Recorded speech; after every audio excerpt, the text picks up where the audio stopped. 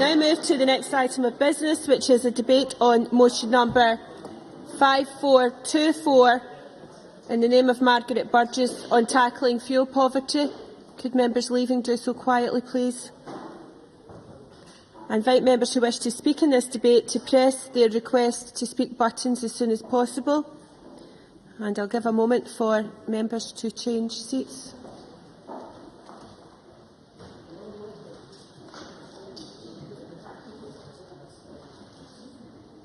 I now call Margaret Burgess to speak to and move the motion. Minister, you have up to 13 minutes in which to do so. Okay, thank you, Presiding Officer. I welcome the opportunity to reconfirm to Parliament the commitment this Scottish Government has to tackling fuel poverty.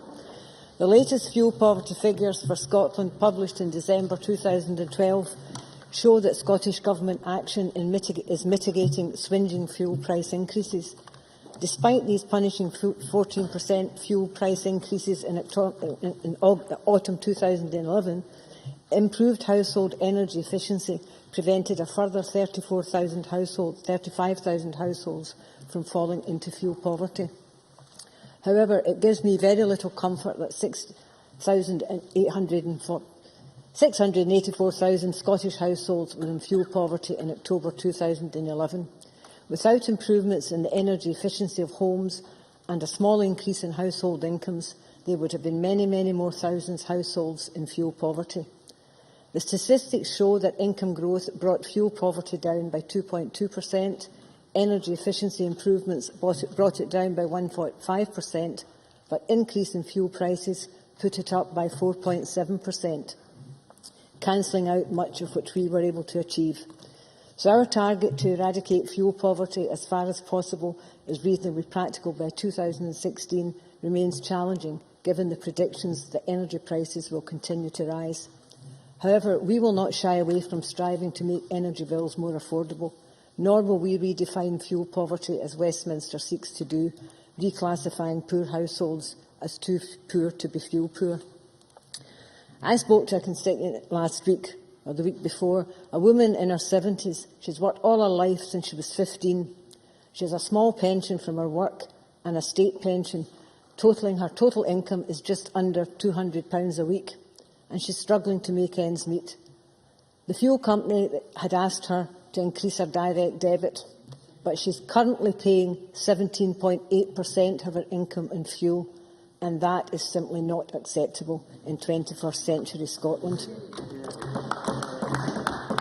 This, to me, starkly illustrates why this Parliament needs the powers to tackle this disgrace, and it is a disgrace in an energy-rich nation such as ours. This autumn, all the large energy suppliers announced fuel price increases of between 7 and 10.8%. The Deputy First Minister is meeting each of these suppliers to raise concerns about energy price rises and to press for action to protect vulnerable consumers and to secure their commitment investing in Scotland's National Retrofit Programme. Specifically, what we are asking the energy companies is to commit at least a pro-rata share of energy company obligation target for Scotland based on their market share, to tell us what further steps they intend to take to assist vulnerable households, to automatically switch vulnerable customers to the lowest tariff, to implement as soon as possible Ofgem's retail market review proposals published in October, and to continue funding for Energy Best Deal Plus rollout throughout Scotland.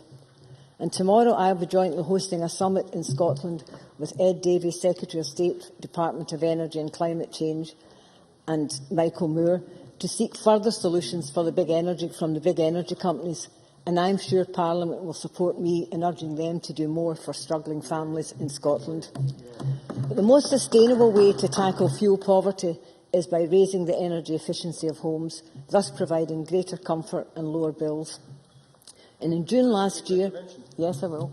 Thank the Minister for giving way. Is the Minister aware that there are older people who are being cold called by companies who are not approved installers for the Scottish Government's backed home insulation schemes which exist across the country?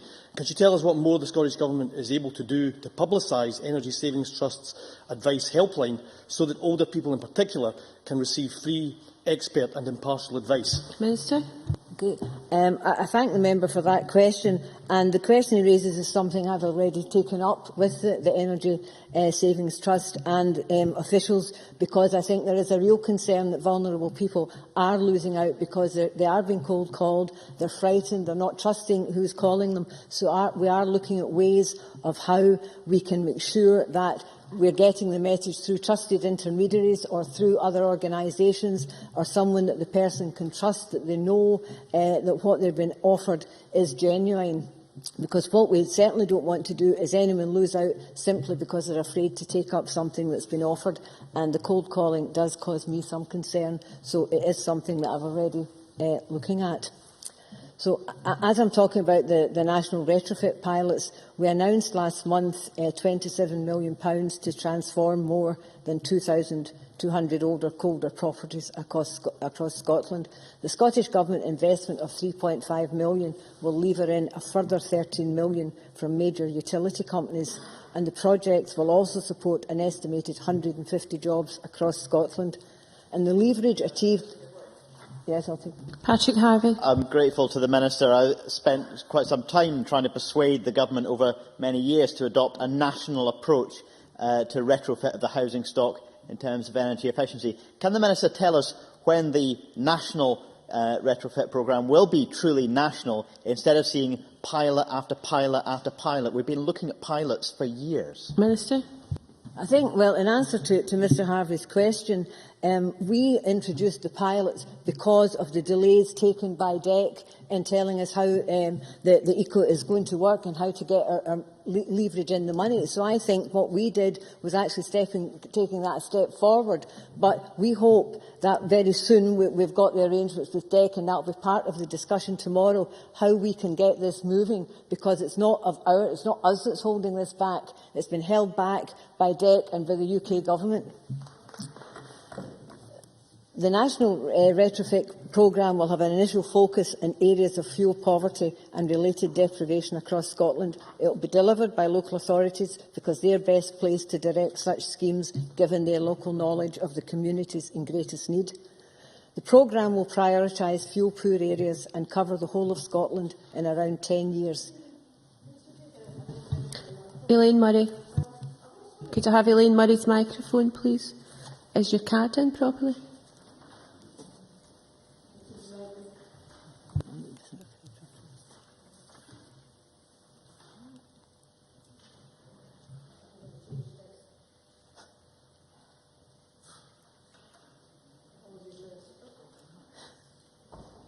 Dr Murray, is it in the right way round? It's the way that doesn't look at you, is it? Thank you. Elaine Murray. I wondered whether the Minister agreed with the Energy Savings Trust that although there is a need for the National Retrofit Programme, they feel that there is also a need for a successor to the Energy Action Programme, so that vulnerable people in communities which are not part of the Retrofit Programme don't have to wait for significantly long periods of time for their needs to be met. Minister. Thank you. And that was continued on over the page in my speech. Yes, we are very aware of that, and it's something that I'm also very keen, as is the Government, to ensure that there are people not losing out, and we are currently at the moment actively looking at the programme we'll have for vulnerable groups who do not fit into the National Retrofit scheme when it starts. So yes, we have taken that on board, and the Energy Trust are happy with what we are doing on that, and we've consulted them about it as well. Okay.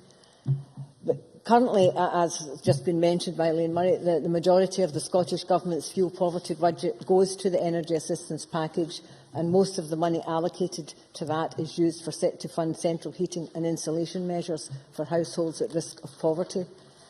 The Energy Assistance Package was designed to integrate with the previous carbon emissions reduction targets, which have now been replaced by the ECO, but we are going to make sure that vulnerable people, as has been asked by Elaine Murray, do not lose out, and are currently looking at ways of dealing with that. The Scottish Government is committed, again, as was raised by Jim Eadie, to continuing to provide the Home Energy Scotland hotline and the Energy Advice Tariff and Benefits Checking, which formed stages 1 and 2 of the Energy Assistance Package. The Home Energy Scotland hotline will integrate the National Retrofit Programme. It will provide a route into the support for vulnerable households outside area-based schemes, as well as directing households within the areas served by local authorities to those particular schemes. And as I've said, we haven't made our final decision on the best means of providing that support to vulnerable households. And in rural areas, there have been a number of issues around rural areas, but there are a number of funds which can support the development of renewable options for individuals and communities in off-gas areas. They include the Warm Homes Fund, the CARES scheme and the Home Renewables Loan Scheme. These schemes are designed to fit with the UK financial frameworks for supporting domestic renewable energy and are aimed at supporting a range of applicants, individuals, community groups, rural businesses, RSLs. We proposed a community-based approach to tackling fuel poverty in our manifesto in 2011, earmarking £50 million over the course of this Parliament for a Warm Homes Fund to promote district heating and renewable options. The first project supported by the Warm Homes Fund is at West Whitlaburn in Cambuslang, and which I am hoping to visit very soon. This project is expected to become operational in July 2013, and we have other schemes in the pipeline which we hope to announce shortly. RSLs will use the income received from the UK schemes to promote renewable energy to improve the energy efficiency of housing and give people warmer homes. District heating networks can provide low-cost heat to households, particularly for multi-storey blocks and off-gas grid areas. Heat networks mean we can use heat more efficiently from a range of sources such as gas-fired combined heat and power plants, renewables or heat recovery from industrial processes. Presiding Officer, fuel poverty is a blight in our country, and this Scottish Government will continue to urge the UK Government, which has responsibility in this area, to do more to drive down energy costs and to ensure that our households are better protected. But members of this Parliament and the people of Scotland can be assured that their government, this Scottish Government, has done and will continue to do all that it can within our existing powers to tackle the scourge of fuel poverty. I move the motion. Thank you, Minister. And I now call on Richard Baker to speak to and move Amendment 5424.2. Mr Baker, 9 minutes. Presiding Officer, the recent severe weather conditions and freezing temperatures remind us of the acute need to tackle fuel poverty in Scotland. We live in a time of increasing fuel bills, increasing fuel poverty, and still too many of our homes poorly insulated. Behind that sad statistic of nearly 1 in 3 households in Scotland living in fuel poverty are families, particularly those on the lowest income, simply unable to afford to heat their homes properly. And too many of our older people left to choose between heating and eating. From my time working at Help the Aged, I'm acutely aware of the impact of fuel poverty on our older people and the all too high levels of excess winter deaths in Scotland. So the scale of the challenge is clear, and it's right to ask if, in fact, enough is being done to tackle it. Of course, the backdrop of UK government policy is not helpful for the work done in Scotland to address fuel poverty, and we readily acknowledge the impact welfare reform proposals will have on the poorest households and the need for far more robust regulation of the energy industry. So we have action to curb energy companies hiking prices for customers while at the same time increasing their profits. Of course, they have an important role to play, and I will return to this.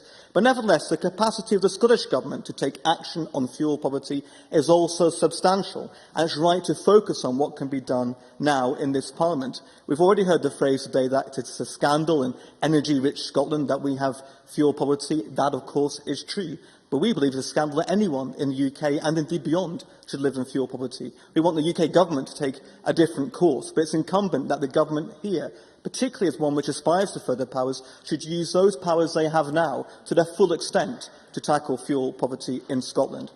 And while there undoubtedly are areas where we support the action taken by ministers, including the principles of the National Retrofit Programme, nevertheless, in the context of rising fuel poverty, we believe further action is required. And we aren't alone in this, as members will see from a number of excellent briefings received ahead of this debate. And some of the issues I wish to speak about are those which have been highlighted to us by Energy Action Scotland, WWF, the Scottish Federation of Housing Association and others as well. I've stated that we support the proposal for the National Retrofit Programme for many of the reasons which Patrick Harvey highlighted in his intervention as well. We see many benefits of this scheme, not only from improving the energy efficiency of more of our housing stock. There are also benefits from this approach in that it will support jobs in our construction sector in these tough times for our economy. But that work of improving our poor housing stock has been a priority for this party for a long time, because we believe more energy-efficient homes and reducing energy usage must be the key goals in tackling fuel poverty, and in doing so contributing also to that goal of reducing carbon emissions. That's why we have made housing the key priority in our budget proposal, a proposal which we believe will not only result in more affordable homes, but also, we believe, homes built to a higher standard of energy efficiency, and also allowing greater investment in retrofit schemes. Our priority for housing is why we supported a Green New Deal at the last election to insulate some 10,000 homes. So, of course, Presiding Officer, it's right that we welcome the retrofit programme brought forward by ministers. But more action is required. It's only last September that the Scottish Government's approach was described as inadequate by the expert on fuel poverty, Dr Brenda Boardman. And while the Scottish Government budget for fuel poverty is stable, at least in this spending review, 3 years ago there was a two-thirds cut, and this has been a costly mistake. Presiding Officer, many of us today in the Chamber will be looking forward to the Energy Action Scotland Burns Supper. I'm told that Burns once wrote to his publisher stating that he had 3 guineas to carry out his work as an exciseman when it really required 5. Ministers find themselves in a similar situation in their plans for addressing fuel poverty and the funds available. So we must have clarity about funding going forward. And we know that of the £200 million budget the Scottish Government states it has set for energy efficiency and for tackling fuel poverty, almost two-thirds of that is to come from energy companies. That is indeed something which should be a good thing, but should be secured, as the Cabinet Secretary has chosen to intervene on from their sedentary position. But it's also why we are calling on ministers to provide an update to Parliament on the progress of negotiations with the industry to secure these funds. And if the Cabinet Secretary wishes to provide that update now, that would be very welcome. Because if those funds aren't secured, clearly that will raise significant question marks over the delivery of the strategy. But we must hope that energy companies will recognise their responsibilities to contribute to the work on fuel poverty when they are in dialogue with ministers on this issue. It's also welcome there has been Scottish Government funding for the Go Early projects and significant take-up by local authorities. But I'd like to have more information from ministers on what private investment has actually been secured in these schemes. I understand there was a figure from the Minister in a speech, but it would be good to see if that figure is actually what has been secured, because it may well be an indicator about what funds can be levered into the national strategy. There are also questions about when the rules will be concluded in Scotland on the operation of the Green Deal, for example, on the occupancy assessment required. And it would be good to hear from the Minister progress in this area as well. And while we have welcomed the National Retrofit Programme, I'm conscious of the advice of Energy Action Scotland, who argue that while this scheme will be important, there will remain a need for a programme similar to the Energy Assistance Package to ensure that the most vulnerable households who live outside the retrofit programme zones will not have to wait years for help. So I welcome the assurance given to Dr Murray in the point she raised about continuing eligibility for assistance for those who are eligible under the schemes at this point. But these general points, Presiding Officer, reinforce the importance of ministers coming forward with further details of how the National Retrofit Programme will indeed be rolled out. And we also want more avenues for tackling fuel poverty to be explored as well, looking at initiatives such as the collective purchase of energy by communities to bring down costs, and also to look at further pioneering schemes like one in Aberdeen in terms of provision of community heat networks. Again, the Minister did refer to this in her comments. Presiding Officer, in 2001, this Parliament made a commitment to abolish fuel poverty by 2016, and this Scottish Government has rightly, consistently said it will abide by that commitment. And indeed, earlier this month, in response to a question from me, the Cabinet Secretary described this as not only a statutory but a moral duty. But it is right to ask, given that we have at this moment in time high levels of fuel poverty, which in the last year unfortunately increased, What assessment have ministers made of their ability to reach the target, which is now only 3 years away? Are ministers confident their current plans are adequate to meet the target, and will they set milestones in a detailed and published plan? Otherwise, the commitment will be no more than words, and I'm sure that no one wants that, but instead a clear plan setting out what will be achieved and when. So, Presiding Officer, the scale of the challenge on fuel poverty is clear, but the costs of not meeting that challenge are heavy indeed and are paid by the most vulnerable in our society.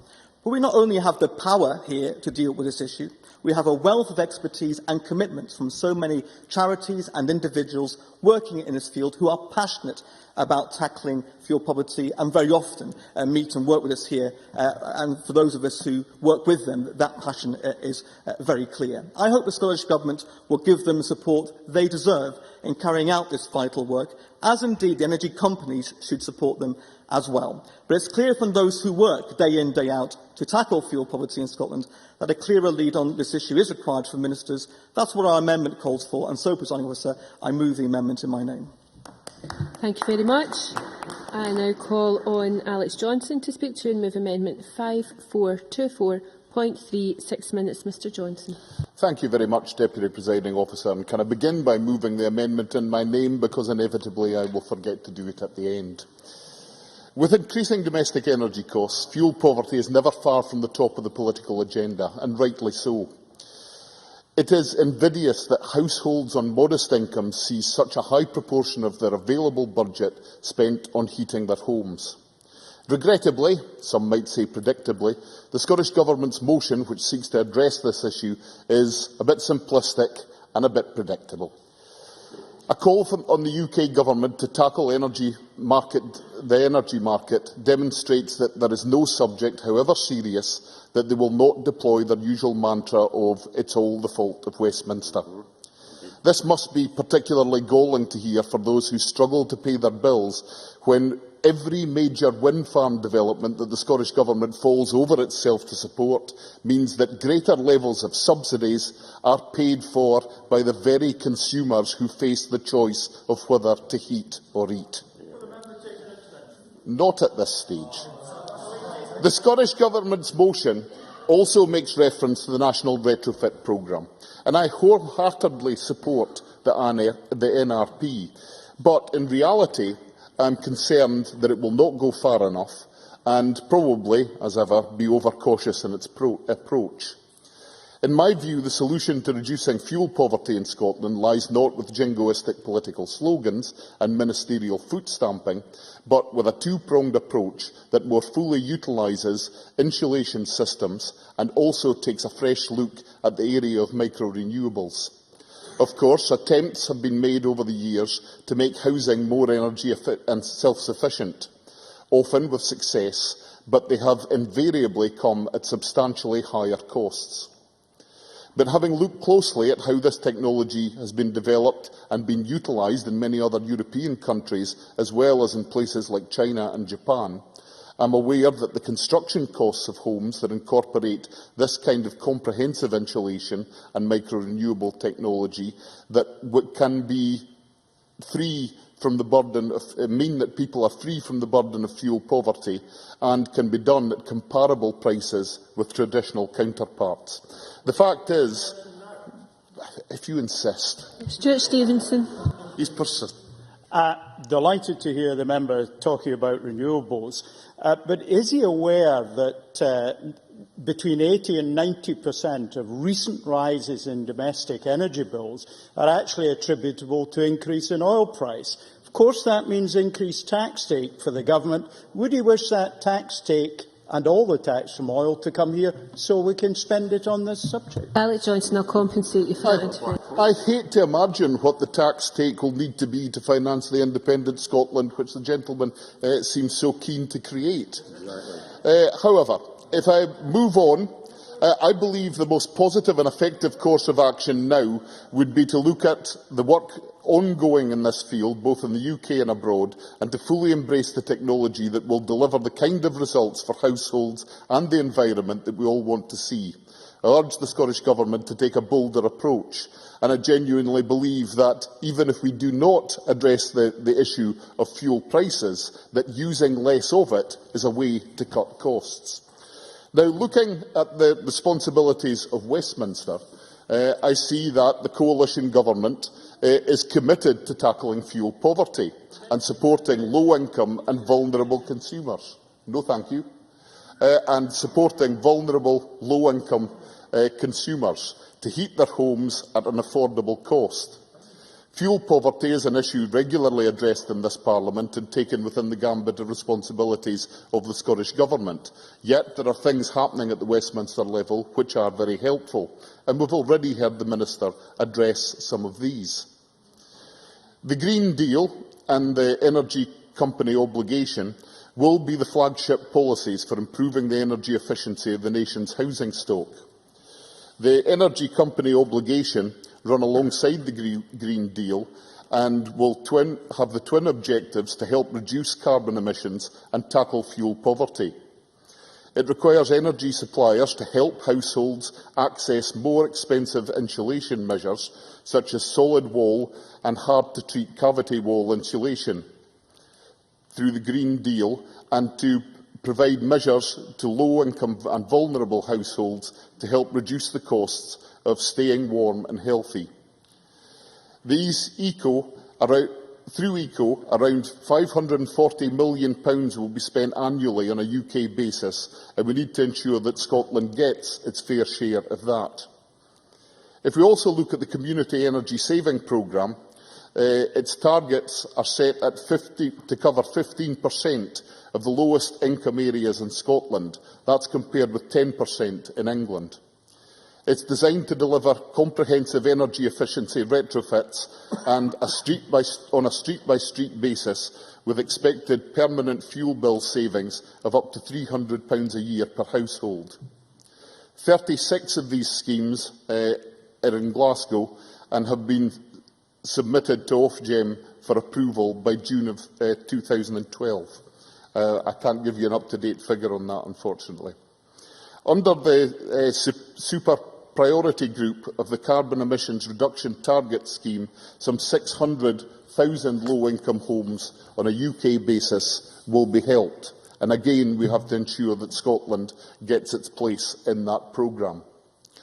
In addition, the Government will provide pensioner households with the regular cold weather payments. In closing, I would like to address the issue of this Government and its position in relation to Westminster.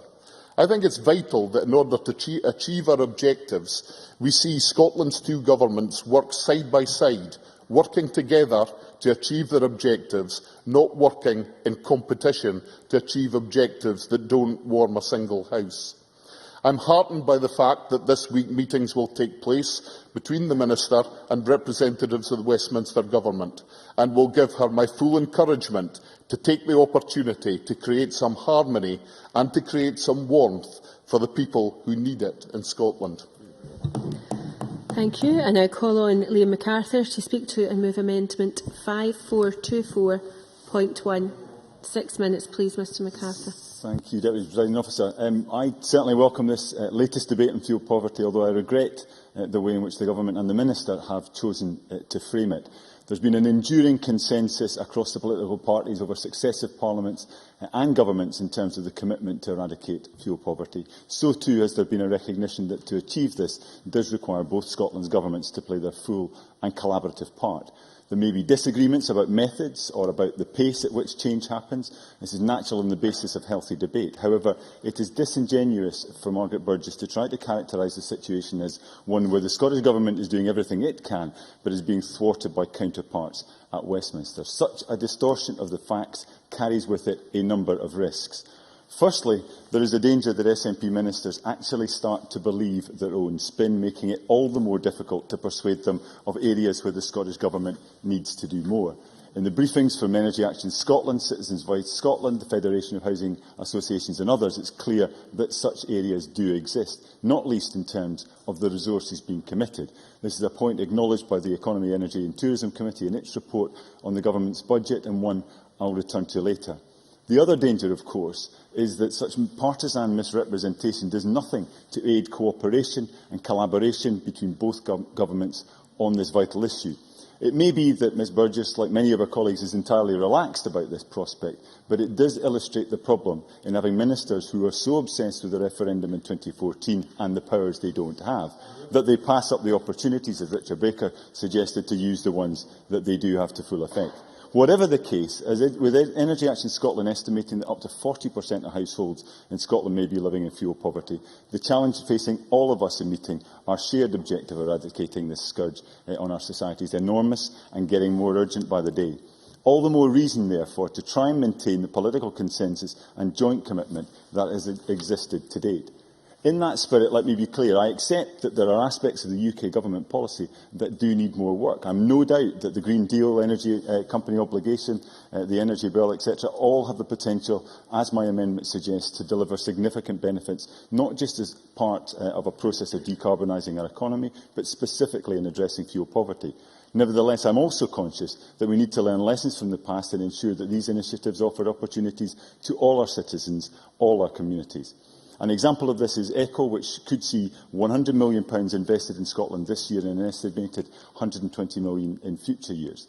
That investment is hugely welcome, but I think it's fair to say that in rural and island areas like the ones I represent, there are questions about how effective this mechanism is going to be in channelling funds into those communities. This is a real concern, as the Minister will be aware. After the Western Isles, Orkney has the highest level of fuel poverty anywhere in the country. The reasons for this are obvious, with more hard-to-heat homes, longer, harsher winters and being off the gas grid. Yet, as Calagas point out, fuel poverty schemes often fail to address the fuel disadvantage of off-grid or rural homes. All the more essential, then, that programmes, whether they emanate from the UK Government, Scottish Government or being taken forward by energy companies, are structured in ways to make them accessible to all.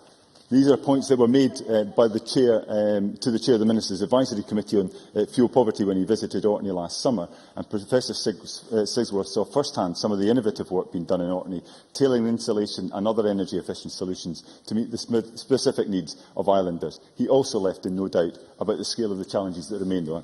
Taking intervention. I'm most grateful to the member for taking intervention. The member referred to the off-gas grid situation and, of course, the very real hardship facing particularly struggling pensioners with their sky-high fuel bills.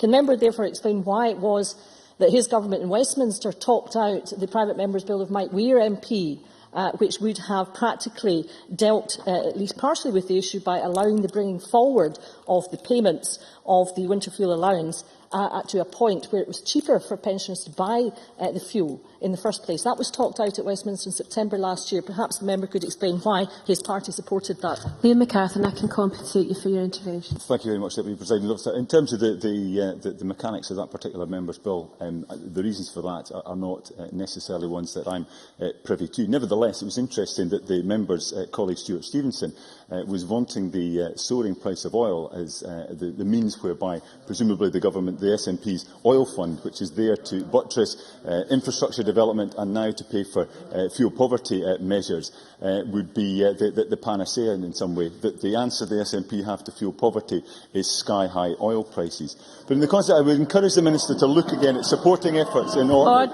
to harness more of the excellent renewable energy resources we have in the islands to provide lower-cost electricity to fuel-poor households. At present, much of this resource is being constrained off the grid or pumped straight into the ground. Surely there is an opportunity for some of the joined-up thinking, allowing Orkney and indeed communities elsewhere in Scotland to derive more of the benefits from the assets we have. In the past, ministers have been reluctant to promote the idea of local councils or other community bodies taking on more of a role in energy supply, but I do think that it's an area that is worthy of further consideration. Deputy Presiding Officer, I could touch on one issue for now and return to others in my closing remarks. I firmly believe that the Scottish Government has been taking the issue of fuel poverty seriously. The development of many of the schemes that were initiated under the previous Scottish Executive have been sensible and effective, and I welcome the Retrofit Programme. However, the challenges in continuing to make progress are all too evident. In the sense we've dealt with the low-hanging fruit, and what follows will be more tricky and more costly. The Economy Committee puts the bill at around £200 million a year. EAS insists it's likely to be nearer £300 million. They also make the point that this funding should be secure and over and above what's invested by the energy companies.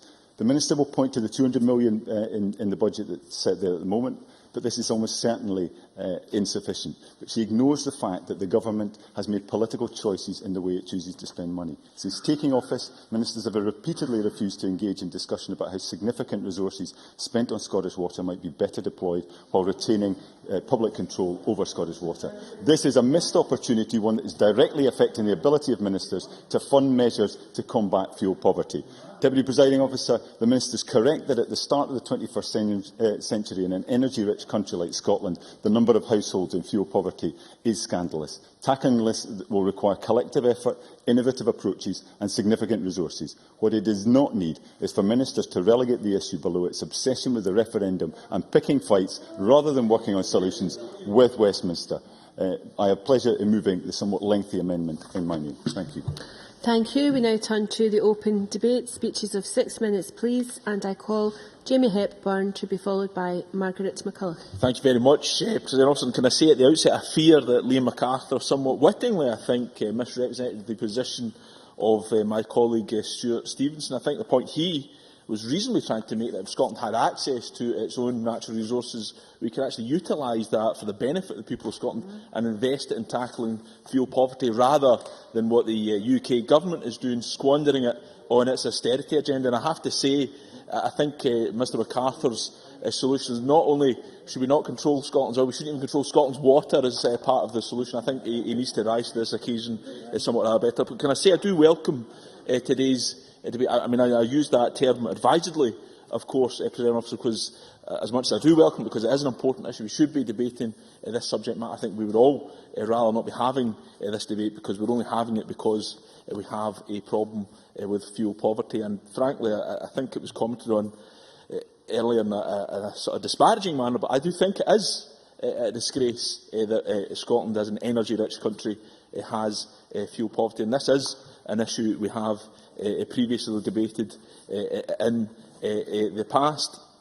And one of the problems, of course, that is exacerbating the problem with fuel poverty, and this is pointed out by Homes for Scotland, is the significant increase in energy bills. They make the point that with energy bills having rocketed by 91% since 2006, fuel poverty now affects 684,000 Scottish households, a figure that was pointed out by the Minister. And indeed, Energy Action Scotland say that once more up-to-date figures are looked at, the figure could be higher. So it's clear we have a problem. How does that manifest itself? What does this problem lead to? Well, as I was able to say in a previous debate on this subject matter, Professor Hills, who is the Director of the Centre of Analysis of Social Exclusion at the London School of Economics, has pointed out that fuel poverty poses serious public health and environmental problems. And according to the Office for National Statistics, there are some 27,000 extra deaths in the UK each winter compared to other times of the year, a figure which is worse than places like Finland, Sweden and Norway, which all experience far more severe winters more regularly than we do on these islands. And Professor Hills pointed out that in about half of the cases in which a death was attributed to lower than average indoor temperatures, there were economic reasons that exacerbated this problem. So it's clear that this is a serious problem. Can I turn to some of the amendments before us? And we've heard that today there's a call for increased funding, but I do think we have to recognise what the Scottish Government is doing. It is committed to investing some £200 million between 2012 and 2014 on this issue. And I see in the Labour amendment it's referred again somewhat disparagingly that some of this money might come from energy companies. Well, frankly, given that we live in an age where the average dual fuel bill is a four-figure sum, I would think it's scandalous if those companies weren't contributing to tackling this problem. I'll gladly give way to Mr Baker. Richard Baker. I'm not quite sure why this position has been sort of misinterpreted by SNP members. No, we have said that that commitment should be welcome for energy companies, and it's very important that money should be secured. What we want to know from the Scottish Government is how far have we gone in terms of dialogue with energy companies to ensure that that proportion of the £200 million, the two-thirds they will contribute, has actually been secured from them. Jamie Hepburn. More to your amendment, Mr Baker, in your name, where you almost blithely say notes that of the £200 million budget that the Scottish Government states that is set for energy efficient tackle fuel poverty, almost two-thirds is to come from energy companies. I mean, what's the problem, frankly? And I would also point out that this is in line with recommendations of the Economy, Energy and Tourism Committee. They asked for a budget of at least £200 million combined between government and energy company obligations, and the Scottish Government has risen to that challenge.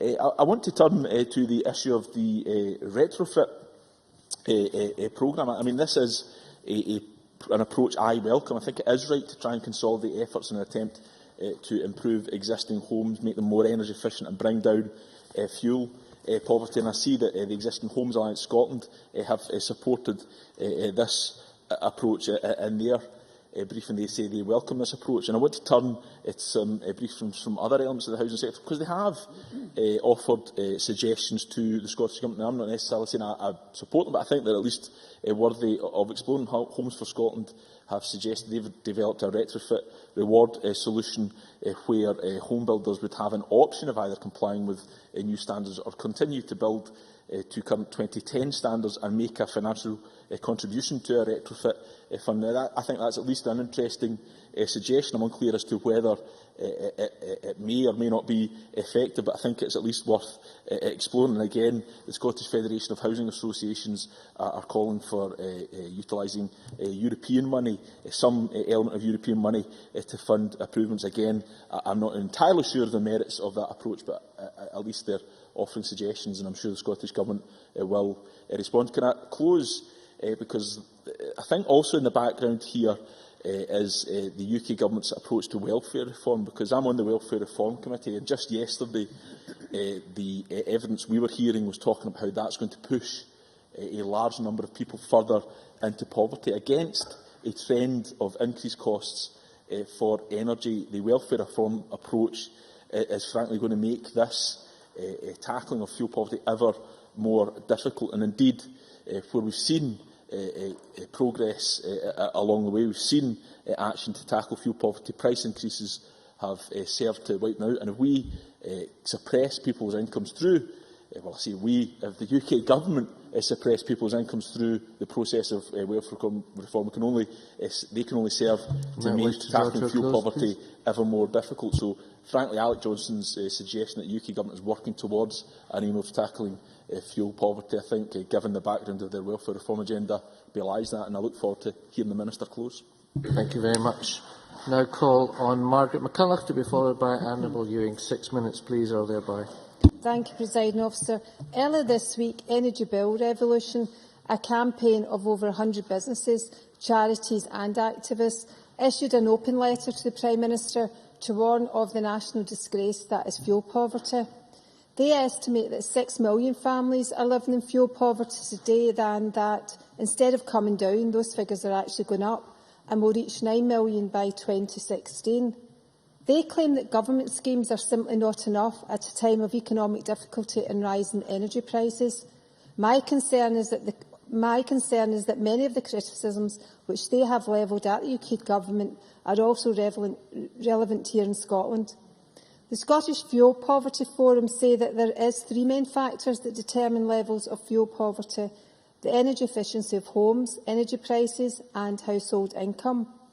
Too many people in Scotland today live in cold homes, with their bills going up faster than their incomes, and it is perhaps useful to reflect on how the combination of those factors can shape the experiences and the daily lives of people who are already struggling. In these troubled times, in which we all are much more aware of climate change than ever before, we all ration our energy usage, but stories about pensioners on fixed incomes or families struggling to get by, who are switching off, not because they want to keep their bills down, but because they have to keep the bills down, are challenging and troubling.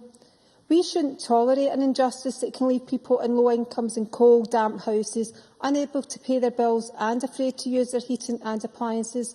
And no citizen of our country should ever be forced to choose between heating and eating, especially during spells of cold weather, such as the conditions we are experiencing this week.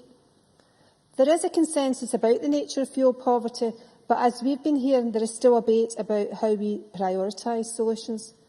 Presiding Officer, the Government's motion refers to retrofitting of homes, a point supported by the Existing Homes Alliance, so that we can raise energy efficiency standards in existing homes as well as in new build developments.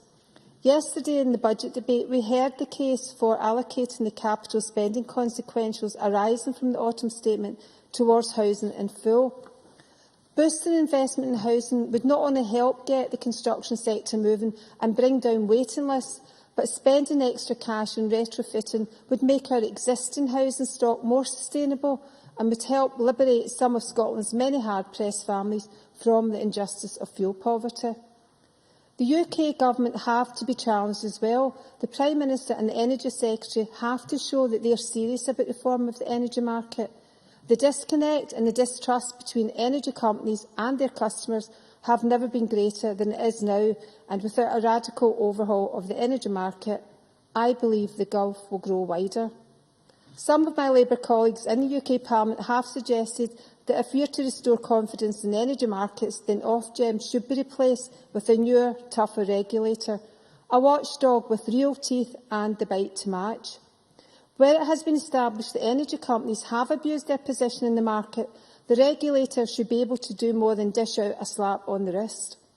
They should be able to force price cuts onto bill payers, and they should be prepared to shine a light on the practices of energy companies and act as a strong advocate for consumers.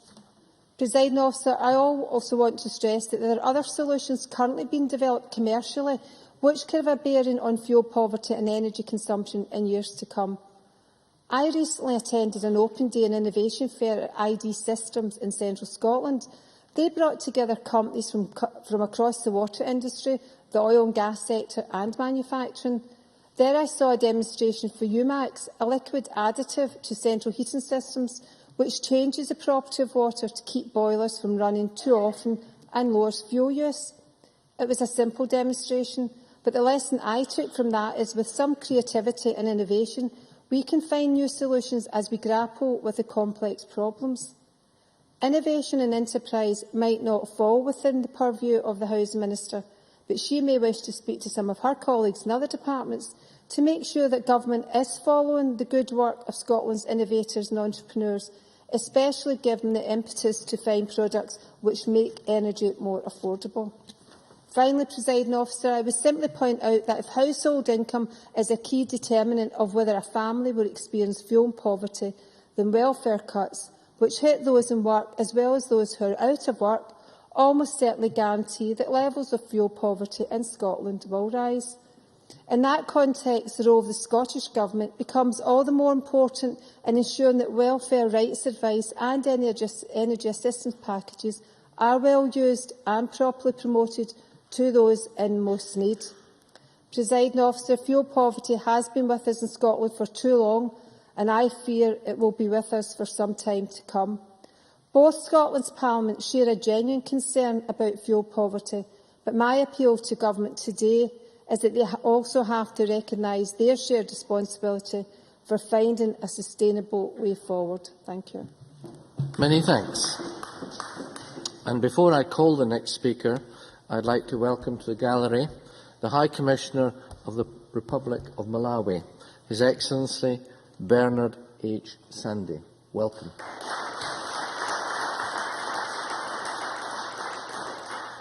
Thank you. And our next speaker is Annabel Ewing, to be followed by Neil Bibby. 6 minutes, please. Thank you, Presiding Officer. And can I begin by thanking all of the many organisations who have been in touch with all of us, providing their views on the important issues that we are discussing today and supplying us with the figures which should, of course, leave no one in any doubt that fuel poverty is a real and present danger in our society today. And in terms of the latest published figures on fuel poverty, some 29% of households were found to be fuel poor, and indeed taking into account fuel price rises since 2011. Projections have been made, as we have heard this afternoon, by, for example, Energy Action Scotland, that the total is perhaps closer to some 900,000 households, and that would be about 40% of households in fuel poverty in Scotland. So, Presiding Officer, we have been given a pretty clear picture of how bad the situation is, and I hope and believe that there is not a member of this Parliament who does not recognise that, and certainly on these benches there are no illusions whatsoever as to the scale of the problem. But of course the job at hand is to ensure that the right decisions are taken to tackle the problem, to reverse the trend that we see, and to meet the targets that have been set for ending fuel poverty. And the Minister, I believe, clearly laid out in her opening remarks what the Scottish Government has done and is continuing to do for households in fuel poverty. The Minister also highlighted how much worse the situation would be were it not for the Scottish Government's firm commitment to tackling fuel poverty, given the impact of so many factors over which the Scottish Government and this Parliament sadly have no power, and the inaction of the Westminster Government, which does have the power. So it might be instructive, Presiding Officer, in that vein, to look at what the other parties in the Chamber have to offer us today. And it is quite interesting to compare and contrast the Tory and Lib Dem amendments, particularly the attitudes on renewables. And I see our Lib Dem colleague is temporarily out with the Chamber. While the Tories attack the Scottish Government for what they call, and I quote, an over-reliance on large-scale wind farms, which the Tories then go on to assert to be, I quote, a major contributory factor in escalating domestic energy costs, the Lib Dem amendment, on the other hand, recognises that action to reduce reliance on fossil fuels is required to tackle rising energy bills, and welcomes the significant sums invested in the Scottish renewables industry in recent years, with around 11,000 jobs in Scotland now directly related to the renewables sector. And I end the quote. Does the member not also think it's somewhat ironic that the Tories, in slamming wind farms, failed to mention that two of their members are trying to sell land that wind farms can be built on right now? I think there are many things about the Tories and their policies that raise intrinsic issues and contradictions. But moving on, Presiding Officer, when we talk about pulling in opposite directions, it perhaps explains why the UK economy is in such a mess when we see the different perspectives of the UK Tory Liberal coalition government partners. The Tories are calling on the Scottish Government to review its energy policy, but I would call on them to take a look at the Scotland Act Schedule 5, Heading D, Energy. And what do we see? We see that this is a reserved power to the Westminster Government, and Scotland's hands are tied. The Lib Dem amendment, despite the promising passage I quoted earlier, spends most of its time calling on the Scottish Government to play cheerleader to a Westminster Government that's not even supported by the people of Scotland. They talk of protecting consumers and ensuring competition in the energy marketplace. Again, I would say look at the Scotland Act Schedule 5, headings C3, competition, and C5, consumer protection. Again, these are reserved powers, and Scotland's hands are tied. I would ask, is this the new... certainly. Lord Fraser. I'm very grateful to the member for giving way. Just on this point of the constitutional power over energy policy, does you not accept that the banding for renewable energy is in fact a devolved matter, as indeed is the whole question of planning for development? So there's a whole range of powers within the gift of the government here that they could use if they wished. Annabel Ewing. I don't know if the Tories trying to suggest that energy policy is not set in concrete terms by the UK Government at the present time. If he is trying to suggest that, then he is certainly rewriting history as we speak. Turning to the Labour Party's amendment, it does recognise the role that the energy industry has in addressing fuel poverty, and it goes on and recognises the need for, and I quote, reform of the regulation of the UK energy market. And I also am particularly pleased, as a member of the Welfare Reform Committee, to note that they have chosen to highlight the impact of the UK Government's proposals on welfare reform. But once again, Presiding Officer, we are back to the Scotland Act Schedule 5, only this time it's heading F, Social Security. And what do we see? We see that this too is a reserve power, and Scotland's hands are tied. Presiding Officer, the broader context of this debate is all about the scandal of fuel poverty in the midst of energy plenty. It is about the disgrace of so many being left to freeze in a country that has around 25% of Europe's potential offshore wind and tidal energy, a tenth of Europe's wave power potential, and something in the region of 24 billion barrels of oil still sitting under the North Sea. We live in what should be the 6th richest country by OECD rankings, and still we have citizens who cannot afford to heat their homes properly. The members from the Labour, Lib Dem and Conservative parties, the Anti-Independence Party, sneer at what this government is doing with the limited powers and constrained budget that it has. They fret at the possibility of this Parliament's practical impotence in face of the scale of the problem. But outside these walls, Presiding Officer, they are at the same time standing shoulder to shoulder with one another, defending the very constitutional arrangements that allow this situation to happen. In conclusion, Presiding Officer, I very much welcome all that the Scottish Government is managing to do at the present time, but roll on 2014, when I am confident that we will win the powers of a normal nation and make Scotland a powerhouse. That is a nation blazing a trail for renewable energies, building a fairer and more equal society and banishing fuel poverty for good. Thank you, Presiding Officer. Thank you very much. I now call on Neil Bibby to be followed by John Wilson. 6 minutes or thereby, please. Thanks, Presiding Officer. I join members in welcoming the fuel poverty debate this afternoon. Fuel poverty continues to burden far too many households in my region and throughout Scotland. As we've heard this afternoon, the Scottish Government has made a crystal clear pledge to abolish fuel poverty by 2016. While I'm sure this ambition is shared across the Chamber, it appears that we are not seeing sufficient progress to make this a reality. In fact, the most recent figures show that fuel poverty isn't being ended, it is actually increasing, and more people are struggling to pay their energy bills. We've heard a number of statistics this afternoon. It is extremely worrying that Energy Action Scotland estimate around 900,000, nearly 1 million households are affected by fuel poverty. This is not progress.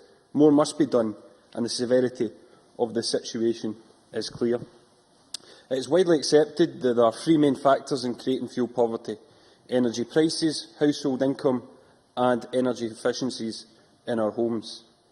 In terms of energy prices, many members this afternoon have quite rightly pointed to this as a significant contributing factor to increasing fuel poverty. Energy prices, already unacceptably high, continue to rise while incomes are stalling. Vulnerable customers in need of protection continue to be ripped off while energy companies record huge profits. In November last year, Scottish Gas announced a 6% increase in energy prices. At the same time, its parent company, Centrica, posted profits of £1.4 billion. And Scottish Gas is not the only culprit. All of the major energy providers have announced price rises this winter for UK customers, ranging from 6% to 11%, introduced by the Big Six over the last few months. Citizens Advice Scotland, as we know, have backed this up in the survey, which has already been mentioned, showing energy bills have doubled in the last 8 years and they are set to increase further. I was speaking to a constituent in Paisley recently who was told he would have to pay £150 according to his postcode to have a prepaid meter removed from his house. How can people struggling already to pay their energy bills in the first place be able to get out of this poverty trap if their costs and the postcode discrimination aren't addressed either? Energy giants shouldn't be able to get away with inflation-busting price rises when they are already making massive profits. There is no doubt the energy market is in need of overhaul, and what I want to see is vulnerable customers protected and savings being passed on to consumers. And I agree with my Labour MP colleagues at Westminster that we need to look at setting up a strengthened and new energy regulator. But we also need to look at new and innovative ways of helping people with their bills. The Labour Party has taken action and using positive steps in terms of launching a Switch Together campaign to drive down energy costs, through signing up thousands of people to collectively switch suppliers, forcing better deals. This is a practical suggestion which I hope local authorities, housing associations and the Scottish Government will look at and support. There is no doubt in the impact of hikes in energy prices on households across Scotland. However, the Scottish Government can do more to help the families that are being forced to choose between heating and eating. The Government cut spending 2 years ago on fuel poverty, and families are feeling the impact today. There are powers and resources at the Scottish Government's disposal that they must start using. There are powers and resources to improve the energy efficiency of our homes.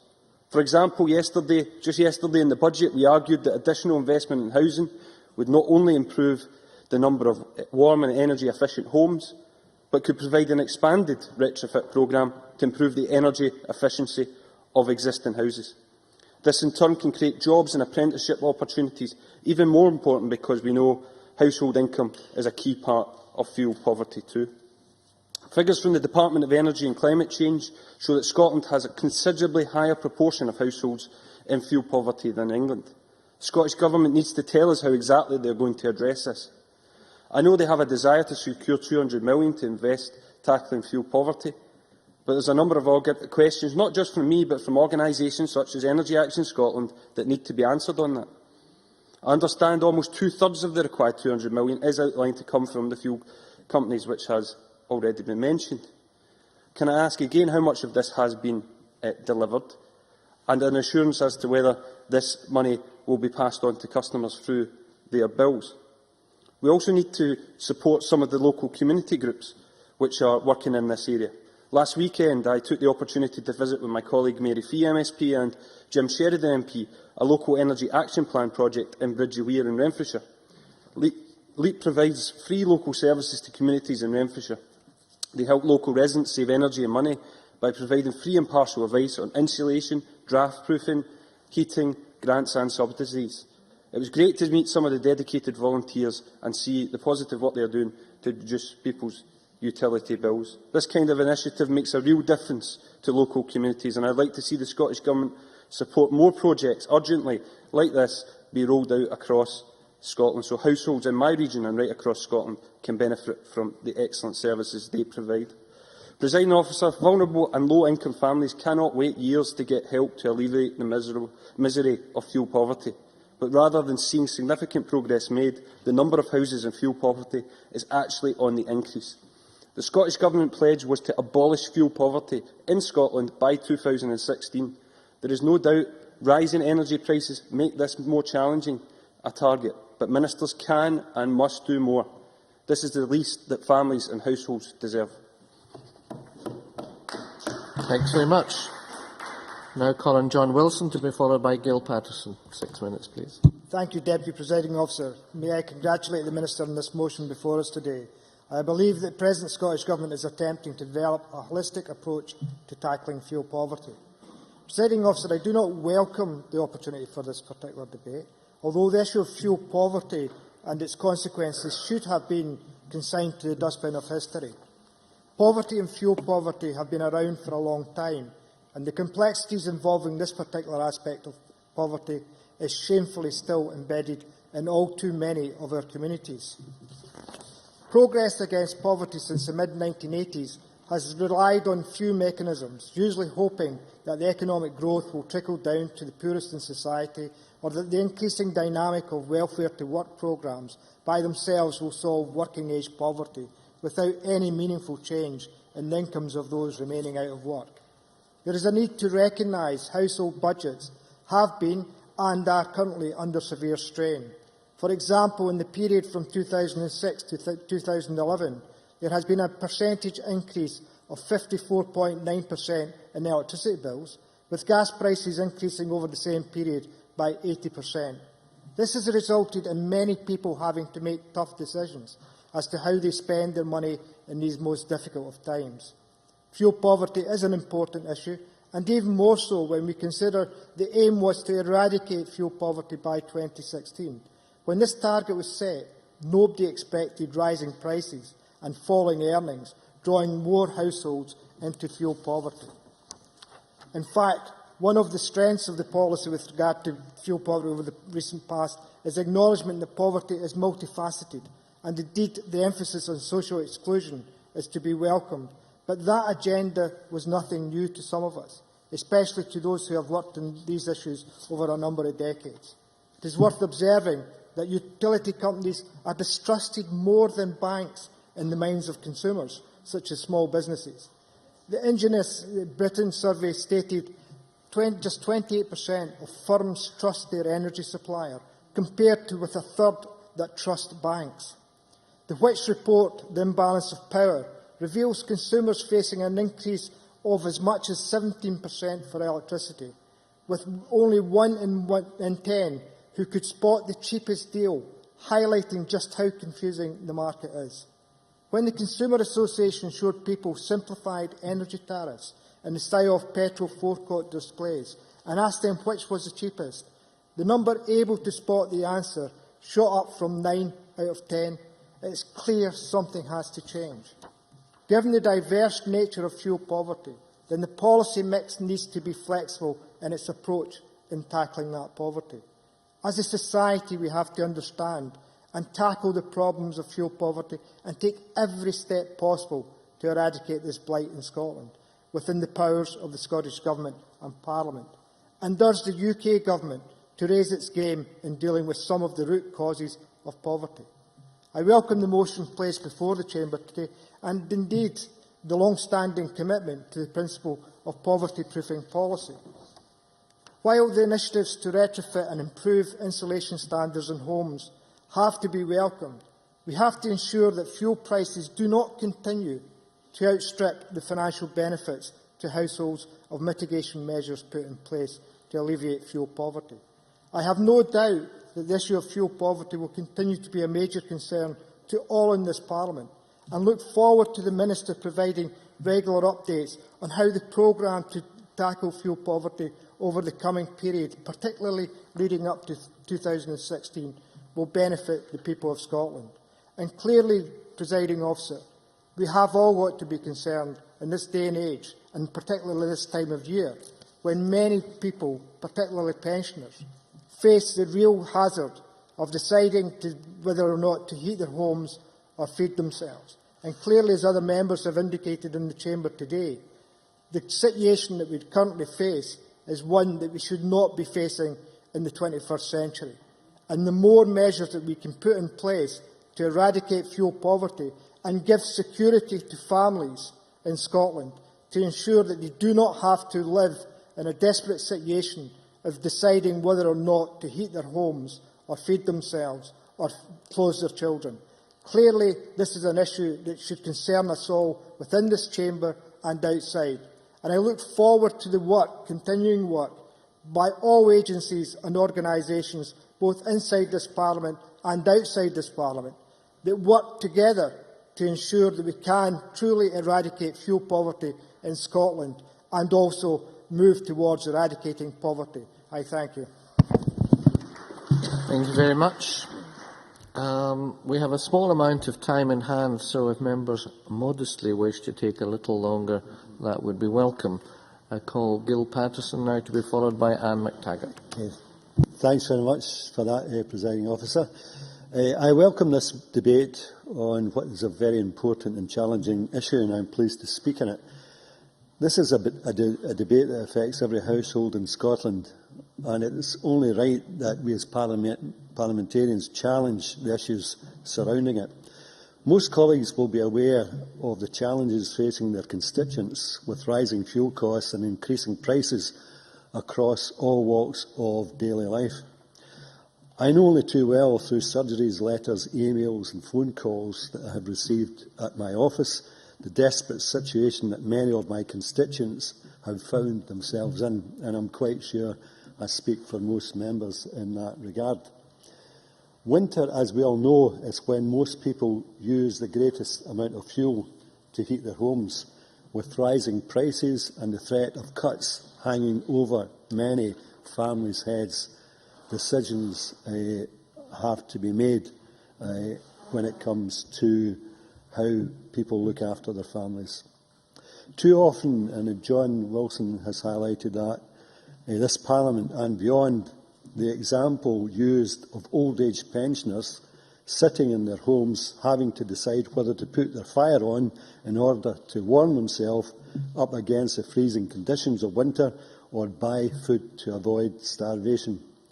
I know that sounds like an exaggeration, but it is actually a fact that older people sometimes starve themselves to death.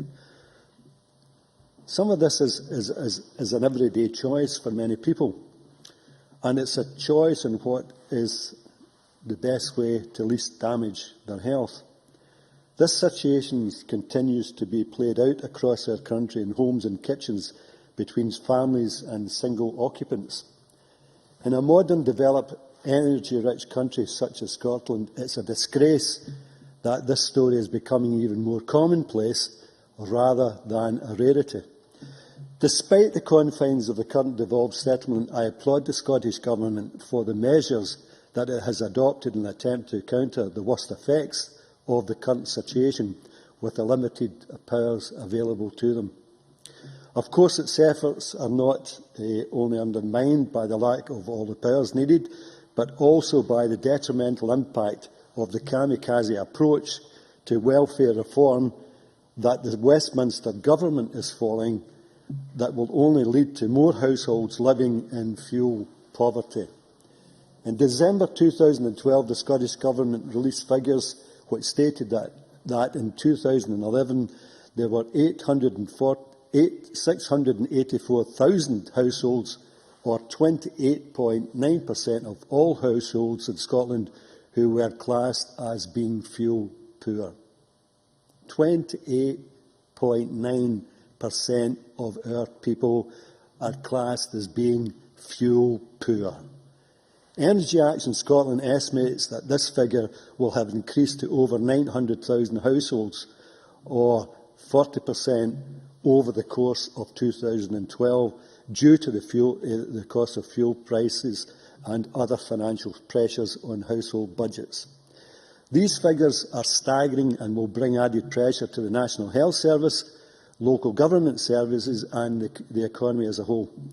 Society as a whole will be affected by the rising numbers of people living in fuel poverty, and we have an obligation to do as much as we possibly can to alleviate this problem.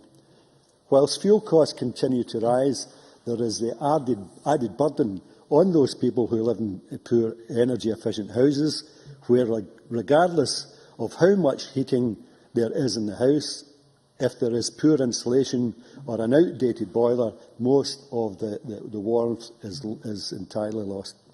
That's why I'm pleased that the Scottish Government is working with energy companies to identify £200 million a year through the development of the National Retrofit Programme, as outlined in the draft budget. This, however, is not enough. Energy companies must have more pressure put on them to provide a better deal for consumers. The quest for profits at the expense of pushing people into fuel poverty is nothing short than a disgrace. And I join the Scottish Government in calling for the UK Government to intervene to ensure that the market better provides for people. We on this side believe that independence and the choices that independence brings can make the difference on these matters. And it will be a strong part of the offer that we intend to make to the Scottish people in the referendum. The challenge for unionists, and this is happening under the union, then the challenge is that they have a duty to explain how they intend changing these matters and end the misery. In my view, it's only when the Scottish Government has the full powers over our natural resources that we will be able to truly tackle this poverty.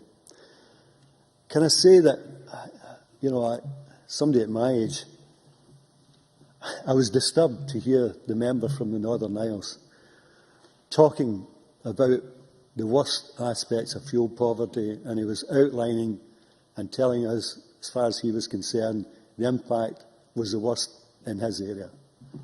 And when you think about the oil that swashes round about the Northern Isles, and I was reminded that stories about the potato farm, where food was being sent away from Ireland when tens of thousands, indeed millions, or 1 million people starved to death. And here we have a member where we've had all this energy, and he's telling us exactly what's happening in his patch. I find it utterly disgraceful that that kind of rhetoric is heard here. And we need to change these things. There's a responsibility in all of us, whether we're unionists or otherwise. We are living in a very rich country, and it's time we took action to change it. You shouldn't be coming here, Mr MacArthur, and explaining this to us and to your constituents. At that point, it's you not might good wish to draw enough. to a close, Thank please. you. Thanks very much. Appreciate that. Now calling Anne McTaggart to be followed by Stuart Stevenson. Thank you, Presiding Officer. The current economic reality of low wages and high unemployment has led to some of the most difficult years in living memory for thousands of Scottish families. This, coupled with the rising cost of energy supplies, has resulted in an increasing number of Scots suffering from fuel poverty, as we've heard. Forced to make the very real choices between putting food on the table and heating their homes on a daily basis. Living in one of the richest nations, it should be unthinkable that so many of our constituents struggle to keep their families warm during the cold winter months. Yet 684,000 Scottish people are currently suffering from fuel poverty, allotting over 10% of their household incomes to the inflated demands of the big 6 energy firms operating in the UK. The Scottish average for proportion of income spent on energy has now reached 14%, a tragic figure when we consider that the Scottish Government have pledged to eradicate fuel poverty altogether by 2016. Whilst I accept that rapidly increasing energy costs have had a significant impact on the achievability of this target, the Scottish Government have yet to illustrate how they intend to meet the aim abolishing fuel poverty when it has been rising in the last year and shows no sign of improving in the immediate future.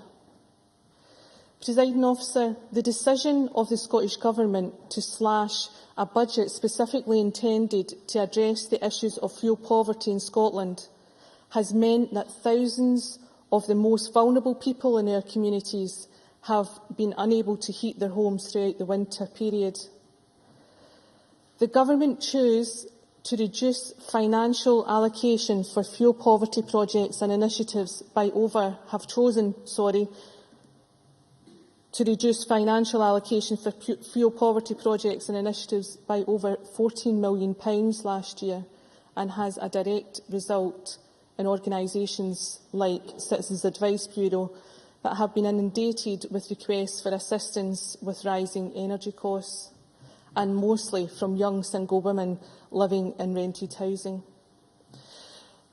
The Government needs to deliver on the promises that they make to the people of Scotland and come clean on the reasons why they have chosen to diminish the support offered to individuals who are all too often forced to make the tragic choice between heating and eating.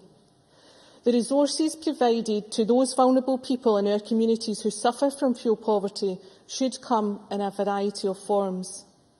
And it is important that this includes provision of advice that can help people to save money on their energy bills throughout the year. Only a few months ago, I arranged an event to bring together a number of energy advice services with local communities in Glasgow. This event was arranged with the organisations Glasgow's G-Heat, who were established to provide independent advice on energy-related issues to homeowners and tenants with the aim of reducing the cost of consumption. This kind of positive action is absolutely necessary in the campaign against fuel poverty and empowers people to take action against the multinational energy companies that have, for too long, exploited our communities.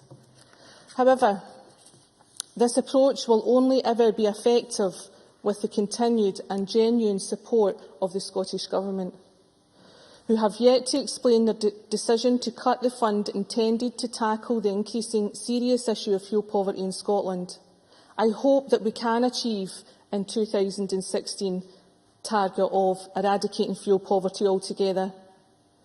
But it has become increasingly clear that the kind of action this requires has not yet been taken, meaning that hundreds of thousands of Scots continue to suffer from the disgraceful and exploitative business practices of the big 6 energy firms in the UK. Thank you. Thank you very much. I now call on Stuart Stevenson, after which we move to closing speeches. Thank you very much, Presiding Officer. And let me first apologise to colleagues as I shall be departing after my contribution. I shall read subsequent speeches in the official report with interest. Let me start, as others have, by welcoming this important and very timely debate with the chill hand of winter clasping us to its icy bosom for the first time this year.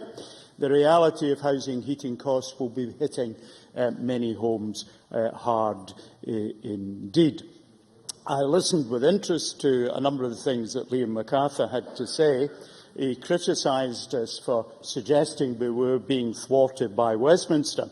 And I want to expand a little bit on the intervention of my colleague Annabel Ewing in relation to the proposed bill of Mike Weir. His bill, which would have cost, in fact, nothing, merely advancing payments within a financial year, was something that was not given the slightest serious consideration at Westminster. It was simply talked out. And for those who heat by gas or electricity, who have their energy conveniently delivered automatically by a national grid, the need for pre-planning, for prepayment of their energy is largely absent. But for many of my constituents and constituents of other members in this chamber who are based in a rural location and dependent on fuel they have to order, have delivered and have paid for in advance of use, such an advance of this benefit would have been a modest, much valued piece of support that Westminster could have done at zero cost. Not new expenditure, just retiming. Because domestic oil is the main rural energy source and it can't be readily bought in dribs and drabs. Is the member wishing? MacArthur. Thank you, Deputy President. I thank Stuart Stevenson for taking an intervention. I certainly wouldn't disagree with anything really that he has said. But in that context, would he welcome the move to permanently put in place an increase from £8.50 to £25 of the winter payment, rather than waiting for it to be triggered by a drop in temperatures or indeed a calculation of the wind chill factor?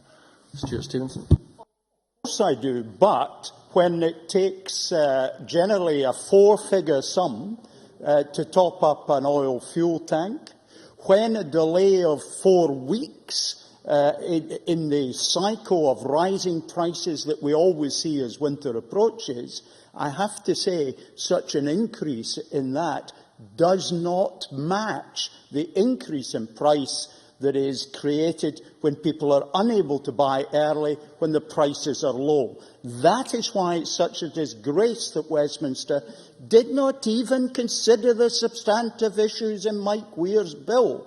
Fair enough if they'd analysed it and found it impractical. I would have been disappointed, but the process would have been just and fair. Talking bills out on matters that are important to rural people, by the way, in Cornwall, in rural Wales, and in many parts of Scotland, simply is an abrogation of democratic accountability and responsibility. And of course, for my constituents, insult is added to injury when you can physically see the flares at St Fergus gas terminal, where on many days the majority of the UK's gas comes to the beach.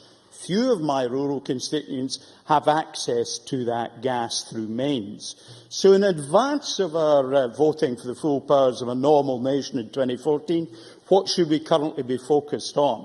I very much welcome the substantial £250 million allocated to fuel poverty by the government and energy efficiency in the current spending period. And it's fuel efficiency, energy efficiency upon which I will focus in particular. I do so partly because of the policy reach that's associated with it. In addressing fuel poverty, we address employment and we address climate change as well.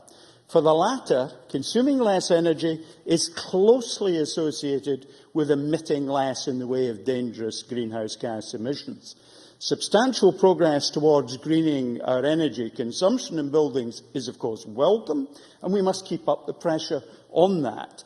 But most energy still has a substantial fossil fuel element. So burn less, emit less continues to be relevant. Energy efficiency almost always starts with simple, modestly priced adaptation to existing buildings.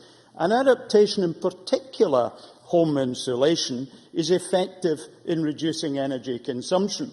For our house, this is our first winter with 600 millimetres of insulation in the loft, up from 200 millimetres of insulation last winter, and we've already seen a 40% reduction in the consumption of oil that we burn in our boiler, and that will be replicated by other people. So that's kind for the climate and brilliant for the wallet.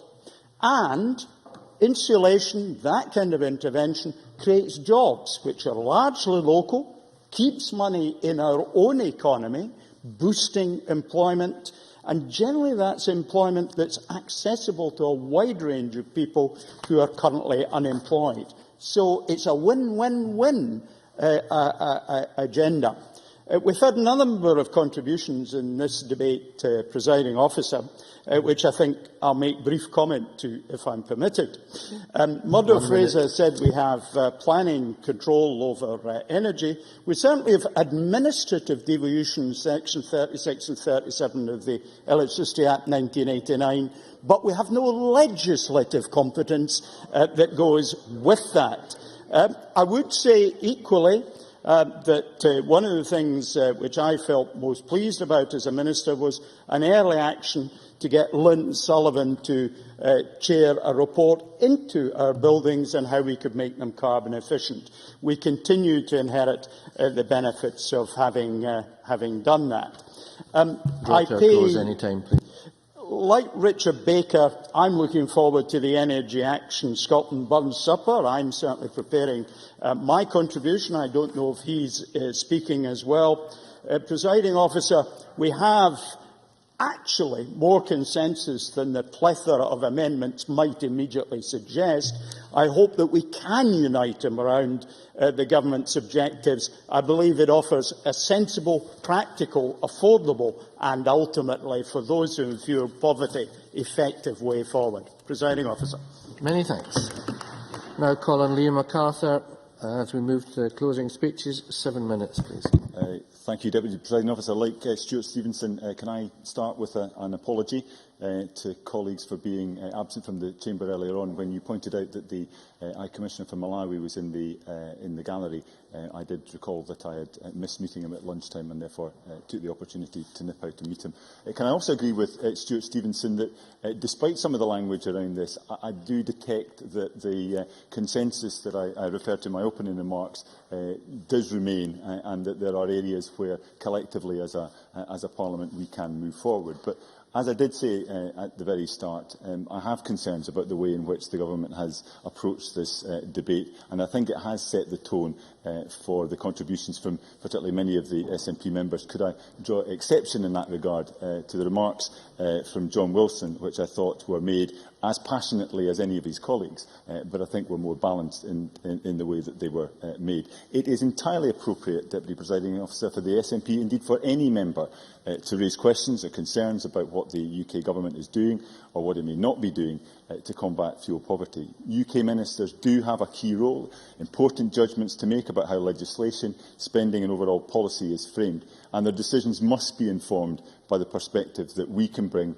representing a wide range of communities across Scotland, as well as the other key stakeholders. Indeed, interestingly, Fergus Ewing goes to great lengths to insist that the overall UK energy market would not change greatly at all with separation, although he is playing to a different audience. But the claim in Ms Burgess's motion, however, that the UK Government is retreating from support of fuel poverty measures is nonsense.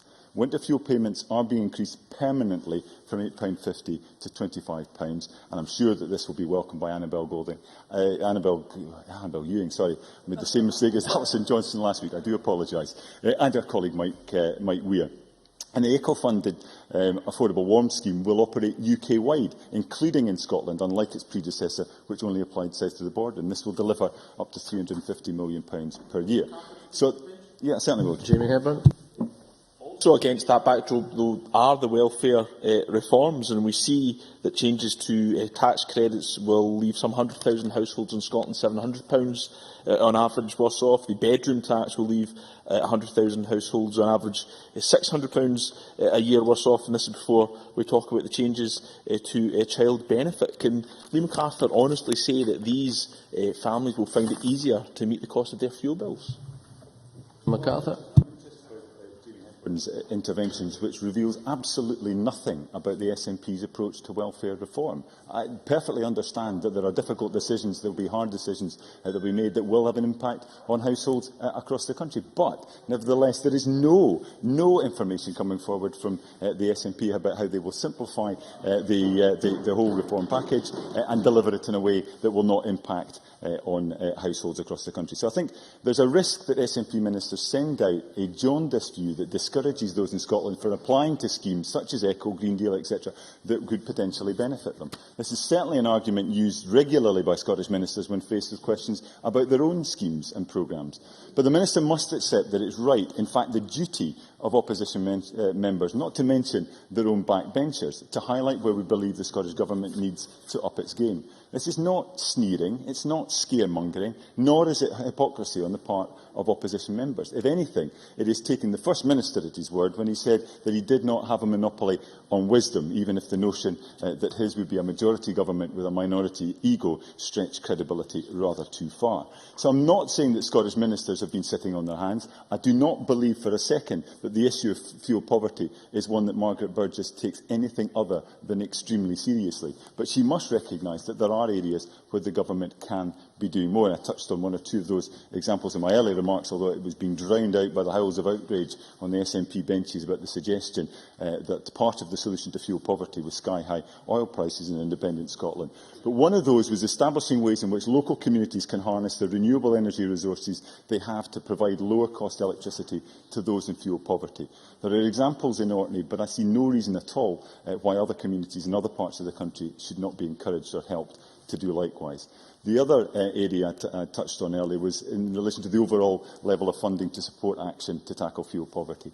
Energy Action Scotland has estimated that this needs to be up around £300 million a year, and it will require ministers to be more open to the ways in which funding can be found, and I offered the example of Scottish Water in that regard. Deputy Presiding Officer, earlier I did not give sufficient attention to the work being done by Citizens Advice Scotland in this area. Their recent energy report demonstrates quite how active CAB advisers have been in providing invaluable support to some of the most vulnerable people in our communities. It is estimated that they dealt with almost 7,500 people, providing advice that helped secure well over £200,000 of financial gain for their clients, ensuring they claimed support under the Warm Homes discount, were receiving the best available tariff, accessing free insulation or discounted central heating. Exceptionally valuable, and I think all demonstrations of the fact that there is more that can be done to get maximum value out of the initiatives that are currently in place, whether UK, Scottish or even local government, or indeed schemes run by the energy companies themselves. But of course, much more needs to be done. I think this was accepted across the Chamber. And one area of particular note is in relation to the tariffs and charges. I welcome moves to simplify the bewildering array of different tariffs, often offered in a very false sense of choice for customers. I can see merit also in requiring energy companies to put their customers on the best available tariff, though this will need to take account of the way in which they use energy, and it's not always the cheapest tariff or the superficially cheapest tariff that may necessarily be the best for their needs. But as Margaret McCulloch, Cam Taggart, John Wilson and I think many others have observed, energy companies have some way to go to rebuild the trust amongst their customers. Many reasons for this have been cited. Members outlined a number of those. For my own part, over recent months, I've been struck by the number of complaints from constituents in Orkney expressing real anger that their fuel bills have risen considerably higher than the headline rise announced by the energy companies last autumn. This does nothing for consumer confidence in the way in which energy companies operate. It does even less for our efforts to combat fuel poverty. The Minister mentioned that she is due to meet in the near future with Ed Davey and Michael Moore. Drawing to a close, please. I would certainly encourage her to take up this issue with them. I have taken it up with Ofgem. Deputy Presiding Officer Jamie Hepburn was right that it's highly regrettable that we're having this debate. I agree with all members who have said that the levels of fuel poverty are scandalous. But to tackle this will require collaborative effort north and south of the border, innovative solutions and significantly more resources. Thank you. Thank you. Now call on Murdo Fraser. Up to 7 minutes, please.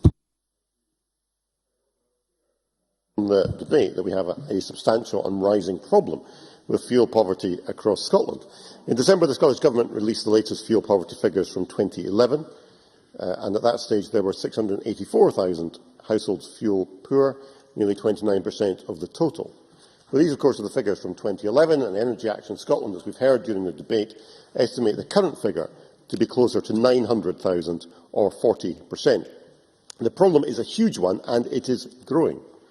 And we should not forget that the Scottish Government has a target to eliminate fuel poverty in its entirety, so far as is reasonably practicable, by November 2016, less than 4 years away.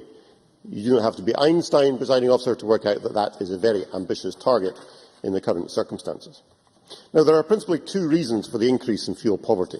Firstly, household incomes generally are not increasing. If anything, they are static or in decline due to the current economic backdrop. And secondly, fuel fuel costs have been increasing, and dramatically. And I must say to yes, of course. Jamie Hepburn. I mean, it's essentially the same point I posed to Liam MacArthur, and the member rightly points out that household incomes have taken a tough time over the last few years, given the welfare reform changes, given the number of households in Scotland will be affected by changes to tax credits and the bedroom tax. And I appreciate a yes-no answer, unlike we got from Liam MacArthur. Does Murdo Fraser accept that these changes are going to make it harder for people to pay their fuel bills? Murdo Fraser. Have a microphone for Mr Fraser, please. It's well off in society, so they're paying less tax on the income that they do have. And of course, as Liam MacArthur fairly said, we have heard no alternative from the SNP members here to welfare reform, and no idea proposed. If these savings are not to be made, where would the money come from? Would they borrow more money, or would they cut spending elsewhere? We simply do not know.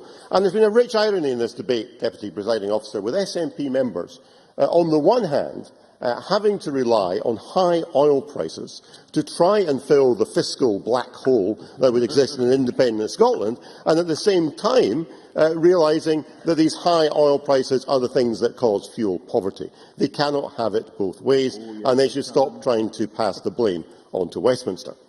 Now, we cannot have this debate without looking at the cost of energy and its sources.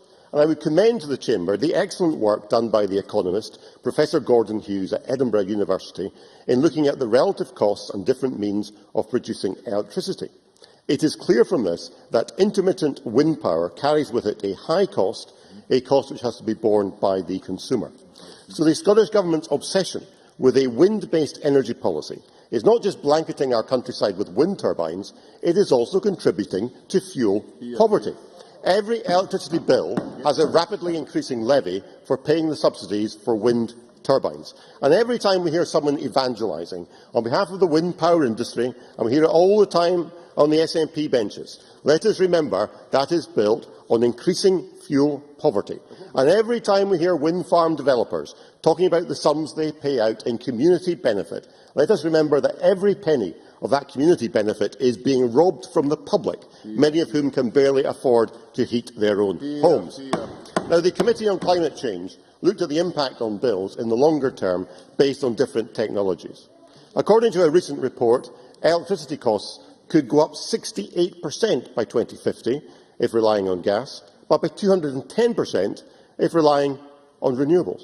And it goes without saying, of course, there is an unpredictability to fossil fuels costs.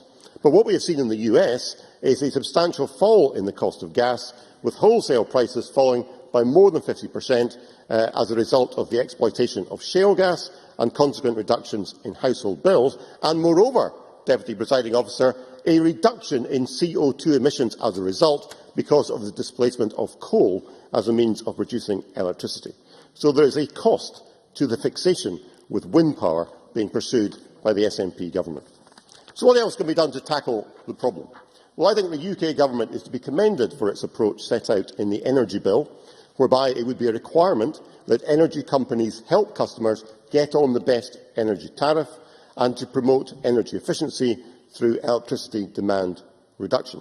And we know that there are far too many different tariffs available. The picture is far too confused. I thought John Wilson made a very good contribution highlighting this particular problem. The issue needs to be simplified, and I think the action from the UK Government on this front is very welcome, and like Liam MacArthur, I welcome it as a major step forward. But the Scottish Government has responsibilities here too. The Economy, Energy and Tourism Committee heard during the evidence-taking sessions we had on the Scottish Government's draft budget that £200 million per annum were required to meet the 2016 target. As we have heard, the Scottish Government has allocated £65 million, one-third of that sum, expecting the rest to come from the energy companies. And of the various measures being proposed by the Scottish Government, it is unclear the extent to which these are being targeted on the fuel poor, as opposed to those who simply wish to reduce their fuel bills and improve energy efficiency. In the Finance Secretary's response to the EET's committee budget report, this issue was ducked, so we need greater clarity from the Scottish Government as to what exactly is on offer. And finally, much more needs to be done to promote energy efficiency. This is covered in the UK Energy Bill. The cheapest energy of all is that which is not used at all. There are a whole range of programmes currently available to consumers, but the landscape is currently confused and much more needs to be done to simplify it. And we also have the existence of the Green Council Tax Discount, which the Scottish Conservatives were instrumental in seeing introduced, but its take-up rate is woefully low and there is very little public awareness of the scheme. Much more needs to be done to encourage local authorities to make use of it and to incentivise householders to improve the efficiency of their homes. Just to conclude, Presiding Officer, it is simply not good enough for the Scottish Government to try and blame all the lack of progress on Westminster. Westminster has already signalled through the Energy Bill that it is taking action in this area. The Scottish Government now needs to pull its weight, end its fixation with wind power, clarify its contribution towards fighting poverty and promote energy efficiency. It has a statutory duty under the 2001 Housing Scotland Act to eradicate fuel poverty. It needn't think it will get itself off the hook by trying to blame somebody else. Thank you very much. I now call on Dr Elaine Murray. Up to 8 minutes, please. Thank you, Presiding Officer. My colleague Richard Baker made reference in his contribution to the remarks of Dr Brenda Boardman describing the Scottish Government's approach to tackling fuel poverty as being inadequate. Actually, Richard Baker was being rather polite there, because what Dr Boardman actually said was that it was feeble, inadequate and namby-pamby. And she advised that what the public needs to know is how much solutions are going to cost and who is going to pay for them. In answer to Dr Boardman, the Scottish Government stated that the budget for tackling fuel poverty in the 2012-13 was £65 million and that it had increased substantially on the previous year. But as my colleague Anne McTaggart pointed out in her contribution, they did actually fail to advise that the budget had been cut by a third that year and that this year's budget still is almost £6 million less than it was in 2010-11. Now, I don't really intend to support the amendments in the names of Alex Johnson and Liam MacArthur, but I do share some of their concerns about the tone and the wording of the Government amendment, which really creates a suspicion that this vital issue, which should be attracting cross-party concern and attention, is instead being used as an argument in the constitutional debate, and that the Scottish Government are more interested in complaining about the powers that they don't have than in using the powers that they do have. Now, I have to say that was totally borne out in the contribution by Annabel Ewing. Now, I am not all that interested in the context of this debate, whether the UK Government is cutting spending on tackling fuel poverty in England. It is not germane to this debate in this Parliament. I am interested in what the Scottish Government intends to do to tackle fuel poverty here in Scotland and how it intends to use the powers it's got at the moment. Now, many members... No, thank you. Many members made reference to the 29% of households which are fuel poor. But let's not also forget that the Scottish Government has missed its first climate change targets. Emissions from homes are actually up 3% from 1990. So therefore the retrofit programme is welcome and it is vital. The Economy, Energy and Tourism Committee's report reminded us that the previous year stakeholders advised that an investment of £200 million was required to meet the 2016 target. And in their view, of the stakeholders, that the majority of this sum should come from the public purse. But this year, Norman Kerr of Energy Action Scotland voiced concern to the ET Committee at the level of expected private sector investment. He did not believe that the budgets as they stand are secure. No, I'm speaking at the moment. I'd like to get this finished, please. The member's not taking an intervention. The member's not taking an intervention. I'm not taking the intervention at this point. I want to finish this part of the speech, please. Thank you. He did not believe that budgets as they stand are secure enough to tackle fuel poverty. He felt that it was a very big ask to expect £135 million to come from the energy companies' obligation every year for the next 3 or 4 years. And he also said that if £200 million had been spent every year for the past 6 years, we would broadly be on track. But we have not spent anything like that in the past 6 years. Therefore, the £200 million should actually now be £300 million if we are to gain ground and meet the targets. Ms White. Sandra White. I thank you the member very much for taking an intervention. I'm just slightly puzzled by an early part of your speech where you mentioned that speaking about, you were only speaking about Scotland and speaking about any other part of Britain, England in particular, was irrelevant. And yet the contribution from your colleague Richard Baker said that it wasn't just Scotland he was interested in, it was in England and the rest of Britain. So could I ask, is this a Labour split in that particular part? Dr Murray. That's another feeble intervention. In any wealthy first world country, there should be no person living in fuel poverty. Indeed, there should be no person living in poverty. What I am saying, in the context of a debate about meeting fuel poverty in Scotland, led by the Scottish Government, I do not think it is adequate to have a motion which includes a phrase castigating what the UK Government is spending in England. I do not think it is relevant to what we're talking about here. And can I join my colleague Neil Bibby in asking the Minister whether the investment of £135 million from the energy companies will be achieved this financial year, and how confident is she that that and more will be achieved next year? Now, at the UK level, we have the Green Deal and the energy company obligation. Indeed, Labour has been critical about the Green Deal, which replaces a grant-based scheme by a loans-based scheme. The previous grant-based scheme was not always taken up to the extent which might have been expected, and loans are likely to be more unattractive to private individuals, especially at the time. And as my colleague Margaret McCulloch said, Labour at Westminster has also been pressing the UK Government to better regulate the power companies to prevent exorbitant energy price rises. However, there are some examples of the UK scheme being used effectively. Labour-controlled Birmingham City Council is using the Green Deal scheme in partnership with Carillion Energy Services. This is an example of good practice, which I'm sure will be anathema to you guys, because it's Labour. That is England, so you certainly won't want to hear about it. But let's just hear about what they are doing in Birmingham. It's using the Green Deal in partnership with Carillion Energy Services in a £600 million deal to retrofit 60,000 homes and schools and other council properties by 2020. That is Birmingham City Council using its powers. It is not sitting on its hands saying, if we had the powers of a small independent nation, we would be able to do something. It is using the powers it's got, getting the money in, and actually trying to make a difference to the citizens of Birmingham. And we have got other examples of good practice in taking steps to make a difference.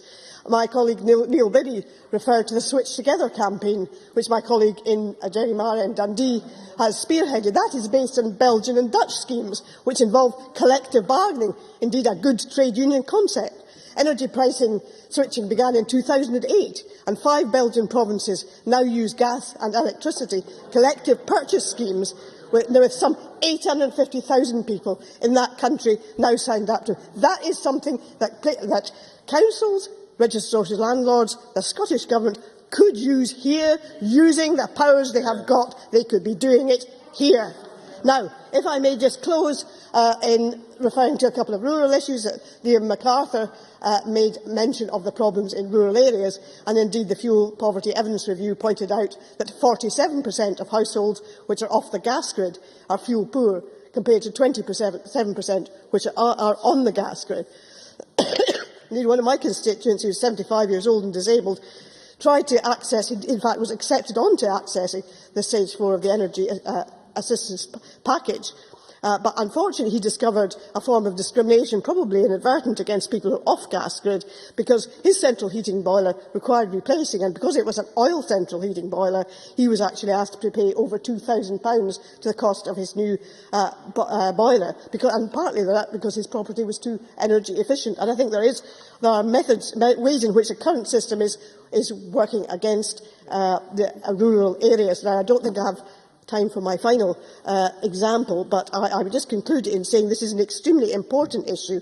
I am disappointed that so many issues to do with the Constitution seem to be being dragged into this particular issue, as they are to every single debate we have in this Parliament at the moment. But in fact, we should be concentrating on what we can do now. We should be learning from the good examples in Birmingham, in Belgium, and we should be doing what we can to tackle fuel poverty. Thank you. I now call on Margaret Burgess to respond to the debate. 9 minutes, please. Okay, thank you, Presiding Officer. Well, I think one thing that this debate has shown is that it's a very important issue and an emotive issue, and one we all feel very strongly about, fuel poverty. None of it, we've all agreed that it is an absolute scourge, and we've all agreed that Scotland's an energy-rich nation, and it should simply not be happening here. But I want to pick up some of the things that have been said during the debate, and then there's a couple of particular issues that I would want to sort of concentrate on. But I think during the debate, I think Richard Baker asked about the Go Early pilots, how the Go Early pilots are going. Well, the Go Early pilots, for £3.5 million of Scottish Government money, has attracted in a further £13.5 million and £10 million from the local authorities and RSLs. So that, I think, shows that we're getting more than the 2-to-1 that we anticipated in the retrofit programme. So we believe we are on target to make the £200 million as stated. And I do think it's been mentioned a number of times that we shouldn't be mentioning the UK Government and what they're doing because they're doing such marvellous things. But I think the contrast is this Scottish Government, with the powers they have, has put Scottish Government money, has committed Scottish Government money to the retrofit programme.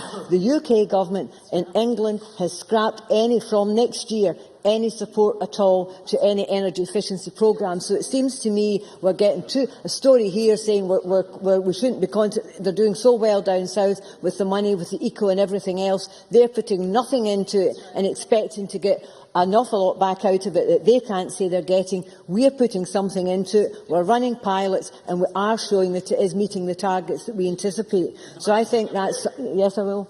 Jamie Hepburn. And of course, Elaine Murray said it wasn't germane to talk about that, but isn't the reason it is germane because of the Barnett formula, because the UK Government isn't spending that money in England, it makes it even more difficult for the Scottish Government to find money to do it here. Minister? Yes, the member's absolutely right. But fuel poverty is such an important issue and a priority for me and for this government that we are putting the money into it, and we haven't dropped the money as Anne McTaggart suggested. We increased it again. We're spending more in real terms than Labour spent when they were here, and we've levered in. No, I think it's my turn. There's been a lot of criticism about the Scottish Government and me during this debate, and I'm going to respond to it, and that's what I'm doing. Now, I think I've taken up Richard Baker's point, that what he said in the first bit. Anne McTaggart's point, I absolutely disagree with her. We talk about what's happening. The Scottish Government, with the existing programmes, has put considerable amount of money into fuel poverty. We shouldn't forget the things that we've already done. 122,000 households have had various assistance. We've had 400,000 houses being insulated, 382,000 households getting other forms of assistance. We have a national energy scheme which is assisting people. Anne McTaggart. Minister, thanks very much for taking the intervention. Spending 11 to 12 was 53 million, and it was cut from 2010 to 2011 from 67.3 million. Minister. The increase during mid-year increased our spending to £68 million in this year, and we've levered in more money, and that's in our fuel poverty budget. We're also putting money into other energy efficiency measures, so it is simply not true to say that the Scottish Government is not spending on fuel poverty and fuel poverty measures. We are supporting families that are struggling. Now, it's been mentioned on a number of occasions about welfare reform and what is the Scottish Government doing about welfare reform. What are we doing within the powers we have, we've been asked. Well, within the powers we have done a lot in welfare reform. We have our Scottish Welfare Refund. We've protected people in the council tax benefit. We're doing that for people. We have the social wage. We're protecting people with free prescriptions. So we're doing a lot for people. What we can do within our powers to ensure that their income is not reducing any further. Pardon? Order. Remember, Alec Johnson. I was pointing out on the issue of free prescriptions that the poor always got free prescriptions. The policy change resulted in you and I getting free prescriptions. Minister. I'm sorry, this is about fuel poverty, but I will answer that point. The point I'm making is that people on the edges and the margins, people who were off their work, living only on incapacity benefit, with several prescriptions a month, were having to pay for them. They don't now, and that's the reality. It's not just about people like you and I, it's people that are really struggling in a low income, and that's something that I think some members of this chamber should think about. And on Liam MacArthur's point, the one thing I think I do agree with Liam MacArthur on is that, yes, I feel passionate about fuel poverty. I don't think there was much else he said. I think he made very good points about the rural areas and how fuel poverty is much higher in rural areas than it is in some of the other urban areas. We recognise that. There are a number of schemes to try and help the rural areas, and we recognise that under the National Retrofit Programme that we need to look at other ways where they're doing it on a scale. We're looking at ways of protecting rural areas. I'll take another. Liam MacArthur. I'm very grateful to the Minister taking yet another intervention. I did raise the specific issue of looking at ways in which community groups, or indeed the local council, could harness the renewable energy resources that are so prevalent in my constituency as a way of providing cheaper electricity to fuel-poor households in Scotland. It's something that's been raised with the Fuel Poverty Advisory Committee. I wonder if you would take it away to work with Professor Sigworth on how that might be delivered. Minister. I'm willing to look at any ways that can reduce energy bills for people anywhere in Scotland, and I will look at that. Okay. In the meantime, as I'm saying, we're going to do all in our powers to maximise income and assist households to access lower tariffs and reduce their energy bills. We also are taking up with the UK Government to ask them to do more with the big companies to ensure that prices are better regulated and people get a better deal in tariffs. There has been talking somewhere, I can't remember who mentioned it, about the variety of tariffs out there, and Ofgem has recommended that they be reduced to 4 tariffs, which we very much support. We also very much support and would push Ofgem to get that through as quickly as possible, because lower tariffs are important. It's important that people actually understand the tariff they're on and what it means, because I spoke to someone recently in my constituency who had been approached by her fuel provider, explaining to her that she could get a better tariff and it would be fixed for a year and her payments wouldn't increase in that year, and she went along with that tariff. But what she didn't understand, and lots of people don't understand, and we've got to realise that they don't understand that, she thought it meant her direct debit payment wouldn't increase in the year, that what she was paying, and it wasn't the price of the unit of fuel. So, that's a difficulty. So we want to make sure that people do understand, particularly vulnerable people understand their tariffs, understand the better tariff that's for them. And that's why we very much support the rollout of the Energy Deal Plus, which Citizens Advice were running, and we support that and would hope to have some positive news on that soon. We're very actively talking to the Citizens Advice and the fuel suppliers about that. We're pressing Ofgem, as I said, to deliver a simpler, clearer and fairer competitive energy market for consumers. We'll continue to provide support through the Home Energy Scotland hotline and the Energy Advice Tariff and Benefits Checking, which formed stages 1 and 2 of the Energy Assistance Package, because under those benefit checks provided, we've already saved households over £5 million, and that's important. Well, we've increased households' income by £5 million. So that's important as well, and that will continue. We continue to take advice from the Scottish Fuel Poverty Forum and progress towards the 2016 target about the most effective means of targeting our support. We accepted all the findings. The Minister's concluding, I'm afraid. I'm just about getting, or I would have given way. So we'll continue to work closely with them at how we can get towards this target. And it is a challenge, but it's not one, as I said at the start of the debate, it's not a challenge that we're going to shy away from. It's a challenge that we're going to take on because it is, and I think we all agreed it is so important. I'm just about running out of time. If you could come to a conclusion, please. Well, we're fully committed to tackling fuel poverty. And will continue to do so. I'm just whipping through the pages because I will conclude. And I will say again that I do believe that, yes, we're within the powers we have for dealing with the areas that we can deal with, which is energy efficiency measures. We can't deal with all the drivers of fuel poverty, and we've heard that the rising fuel prices is one of them, and low incomes. That's the two main causes of fuel poverty, out with the control of this Parliament. So I think it's right for this government to say that if we had the full powers, we could work with the companies. We had the full powers. We are an energy-rich nation. That we then independence would be better for the people of Scotland, and there are better fuel prices. And I think we should say that. But to conclude, you must finish now, Minister. I've got another we're debate. tackling fuel poverty from every angle we can. We'll continue to do so until the battle to end fuel poverty is won. Thank you very much.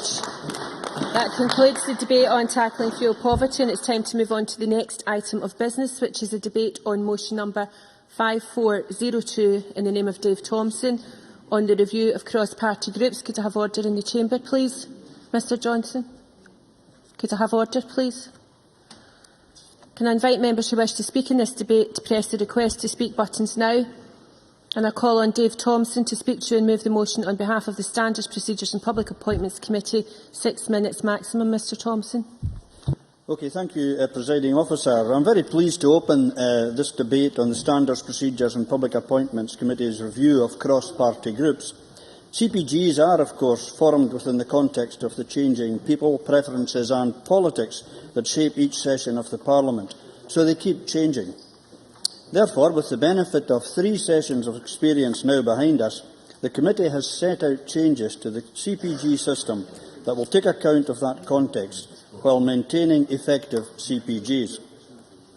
Throughout the committee's consideration, the value of CPGs to MSPs and to organisations and individuals out with the Parliament was made abundantly clear to us. And the changes recommended for the regulation of CPGs are intended to enhance that value. But before I describe these changes, I first wish to place on record the committee's thanks to those who took the time to provide written submissions and to those who also gave oral evidence. And I would also like to thank the clerks who looked after us very well during the inquiry. The perspectives of the witnesses and their experiences were of great use in informing the committee's recommendations. One of the first things the committee turned its mind to was the definition of the purpose of CPGs. And in the revised code, the purpose has been set out simply as follows. CPGs provide an opportunity for MSPs from across the parties to engage with external stakeholders, primarily to enable the sharing of experiences and information on a particular subject, and to raise awareness of issues relevant to MSPs' parliamentary duties. It then goes on to elaborate on this, so that the purpose is clear. Other changes recommend that details of the planned frequency of meetings and proposed key topics of discussion in the forthcoming year are provided at the point of registration, and annual returns will now ask CPGs to provide details to reflect the breadth of their work in terms of the topics discussed at each meeting and any reports that may be published by the group. In addition to knowing what CPGs do, a clear understanding of who supports the work of a CPG is vital in ensuring that CPGs operate in an open and transparent manner. So the revised code requires secretariat support of a CPG greater than £500 by an external organisation to be registered, as it is a material benefit. It should be noted, however, that most of the financial benefits received by CPGs do not amount to vast sums of money, unlike the all-party groups in Westminster, with most registered amounts less than £1,000, although the largest amount registered this session was, in fact, £10,000 from Novartis for the CPG on visual impairment. At face value, this is a significant sum. However, on examination, it transpired that the bulk of the money was to be used to support the provision of information in alternative formats to suit the needs of visually impaired CPG members, and I am sure members in this chamber would agree that that is entirely reasonable. The revised code will also introduce a new requirement that external organisations providing secretariat support must agree to provide, if requested by the SPPA committee, information about clients or donors. In this respect, I think it is worthwhile emphasising that we envisage requests being made only where concerns have been raised about a particular CPG. For example, if a complaint was made to the committee or if the group was failing to provide details of financial assistance. The committee also looked at the period in which CPGs can re-register following an election and decided that it will remain at 90 days. However, that period will no longer include any recess of more than 4 days, which will end the need to cram meetings in before the summer recess. Re-registration criteria are also explicitly stated in the new code, and we are seeking to bring consistency into the information that is available about CPG meetings by introducing a single advance notification period of 10 calendar days for all meetings. There will also be a requirement for CPGs to provide minutes for publication on the Parliament website. And in another change to current practice, groups will now be able to publish draft minutes. This will mean that anyone interested in the work of a group will be able to learn about that work with the minimum delay. So far, I have set out the main changes proposed by the committee, which require more from CPGs. But the committee's report is not all stick and no carrot. We also hope to reduce bureaucracy in a number of areas. For example, by enabling the submission of documents electronically and by enabling MSPs to delegate permissions to staff members to submit information. A more clearly defined role for the standards clerks in providing guidance and advice to assist CPGs to comply with the code is also proposed. 30 seconds left. Thank you. And the committee itself will take a more active role in considering twice-yearly updates on CPG activities. This will allow the committee to identify and acknowledge good practice and also to deal with any group which is failing to operate effectively. Taken together, the committee believes that the changes in procedures and practice outlined will enable the cross-party group system to continue to offer value to MSPs, to the Parliament and to organisations and individuals throughout Scotland, whilst ensuring appropriate monitoring of the system. I'm afraid you must conclude. I wish to move the motion S4M-05424 in my name. Thank you very much. I now call on Graham Pearson with up to 4 minutes. Mr Pearson. Thank you, Presiding Officer, and hopefully I won't need 4 minutes to conclude the comments that I would offer. First of all, I would like to thank Dave Thompson and his group for the valuable work that they've done in reviewing the whole cross-party arrangements for the Parliament. As someone recently elected to the Parliament, the work and the commitment within cross-party groups is new to me. And as convener of the cross-party group in China, I've come to learn the value of the presence of cross-party groups, both to the Parliament and to the general public, and to those with very specific interests. In my case, interests in China and around. I think it's right, as indicated within the report, we need to take care that cross-party groups do not become another means for lobbyists to influence the work of the Parliament and to try and gain unfair access to those who would have the right to make decisions within this chamber and elsewhere. But I think that the report sets out in its work a healthy approach to the relationships that should exist across the parliamentary groups and their ongoing work within the cross-party arrangements. The requests for annual returns from all cross-party groups, I think, make common sense. That if these groups are to work and to work effectively, one would expect that there would be an annual report from the groups setting out what's been achieved and what the vision is for the future work of those groups. And I also think that the ability for the Parliament to request specific information about the support that groups receive from private sector is an important power to offer. The introduction of draft minutes too, I think, opens up that whole environment to further comments. The one observation I would offer... Mr Payson, can I stop you for a moment? Would members who are having conversations please do so out with the chamber? Thank you. Would you continue? I'm obliged, Presiding Officer. The one observation I would offer from experience is that the complete absence of an ability to fund some measure of small hospitality, I think, can be to some extent debilitating. And even the opportunity to give people who come to the Parliament of their own accord in the evenings a cup of tea, a cup of coffee, and perhaps a biscuit or some form of refreshment, short of luxurious circumstance, I think is debilitating and makes us look on occasions a bit cheap-minded. And I think it's only courtesy that if we are hosts in this building, we should be able to offer at least a level of hospitality. I understand the economics of these things, and I also understand that on occasions that opportunity could be abused.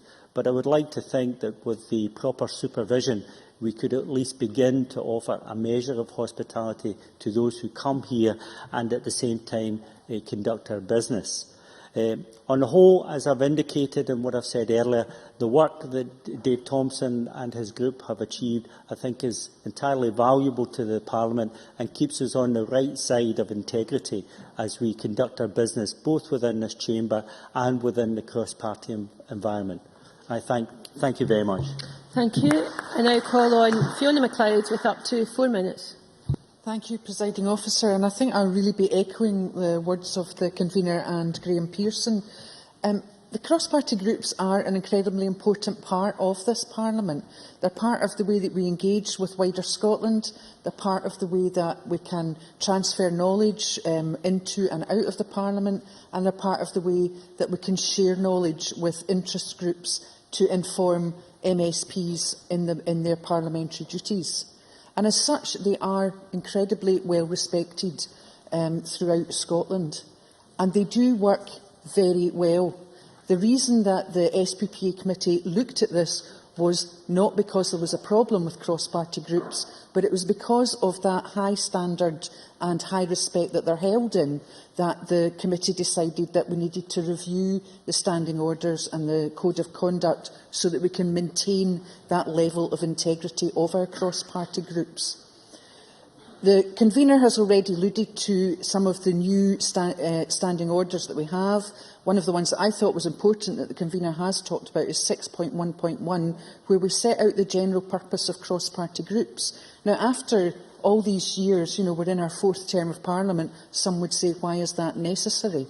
But it is necessary to actually write down and say what a cross-party group is for. And also at 6.1.2, we state what cross-party groups are not. They are not official committees of this Parliament. And I think it is important that we lay that down so that those that are coming here to Parliament and engaging with Parliament through the cross-party group mechanism understand that informal part of the process. A couple of the other standing orders that I wanted to pick up on were 6.3.2, where we talk about the need to outline the issues that the cross-party group plan to look at over the next year. And again, it's all about engagement with wider civic society and the rest of Scotland. If it's there on the website saying what the cross-party group is hoping to look at over the next year, then hopefully we will garner more information and more knowledge and more participation in the cross-party groups. And in the same vein of that is 6.4.9, where the minutes and the agenda will all be on the Parliament's website. Seems amazing that we haven't done that until this date. And again, it's about the engagement and the transparency. And one last one that I wanted to pick up on is 6.4.5, that says that 2 MSPs must be at the cross-party group to make it quorate. And I think this is really a very important point. Cross-party groups are cross-party, therefore there must be cross-party representation there in order for them to be quorate and to be making decisions on various issues. So in conclusion, Presiding Officer, I hope that it will be a long time that these well-respected cross-party groups will continue to inform and engage both out with Parliament and here in Parliament. Thank you very much. Thank you very much. I now call on Helen Eadie to wind up the debate on behalf of the committee in no more than 4 minutes, please. Thank you very much, Presiding Officer. I am happy to be able to close this debate on behalf of the Standards, Procedures and Public Appointments Committee this afternoon. As members will be aware, the vast majority of MSPs who are eligible to be members of cross-party groups are members of cross-party groups. In fact, I think it may be the case that there is only one eligible MSP who is not a cross-party group member. I will resist any temptation to name names. No names, no pack drill. If I've learned anything in my life, I've learned to avoid pack drill. To me, this fact is one that clearly indicates the interest there will be across the Chamber in the future shape of the cross-party group system. The committee considers that the changes it has recommended to the cross-party group system will be of benefit and believes those changes merit the support of all members.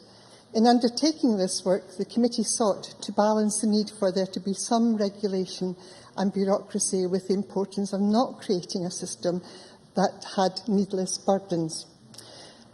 In making my own views known this afternoon, I absolutely agree with the point made by Graham Pearson when he talked about the hospitality issue. And I did take on board his point about there has to be a measure and that should be appropriate. And it's not a question of seeking to be lavish with hospitality, but it is on a cold night like this evening when we will be hosting events as conveners of cross-party groups. It would be good to be able to offer a hot cup of tea or coffee or whatever or an orange juice. And Fiona MacLeod was absolutely right to raise the point about they're not official committees of the Parliament, and exactly what they are. They're about informing MSPs. It's about the opportunity to be able to connect with Civic Scotland, and it really is very important that we keep that point in mind when we're having our cross-party groups, is how can we be best informed to bring forward motions and other items to the Parliament. Agreeing the changes set out in the report is the first step in delivering an effective system, but as is always the case, the system will need to adapt to new experiences as set out in the report. The committee is clear about the importance of developing and sharing best practice and advice. This is an issue that we will go on to explore with cross-party groups in the remainder of this session. There has been a recent interest in cross-party groups, as anyone who saw Scotland on Sunday a few weekends ago will be aware. In evidence to the committee, Chris Carman outlined the position of bodies similar to cross-party groups in other legislatures, including the UK Parliament and the European Parliament.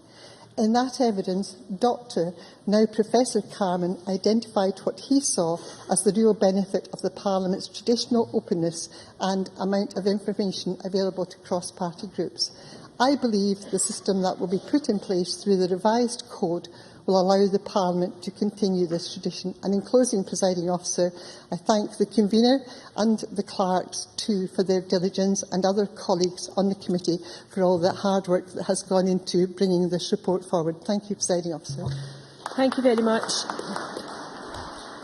And that concludes the Standards, Procedures and Public Appointments Committee debate on the review of cross-party groups.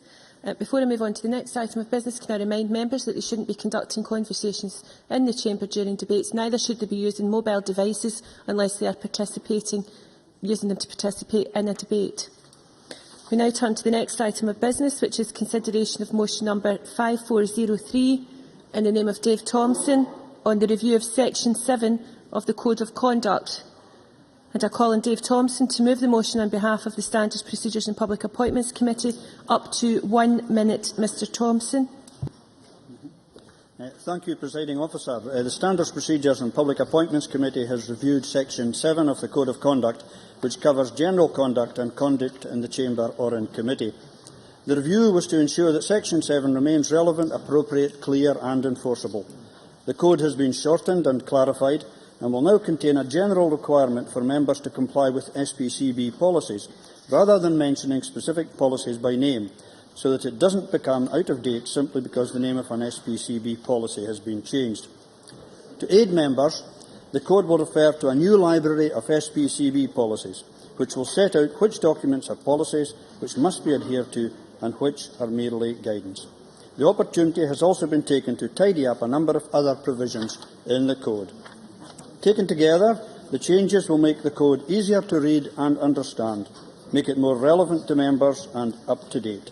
I therefore move the motion S4M-05424 in my name.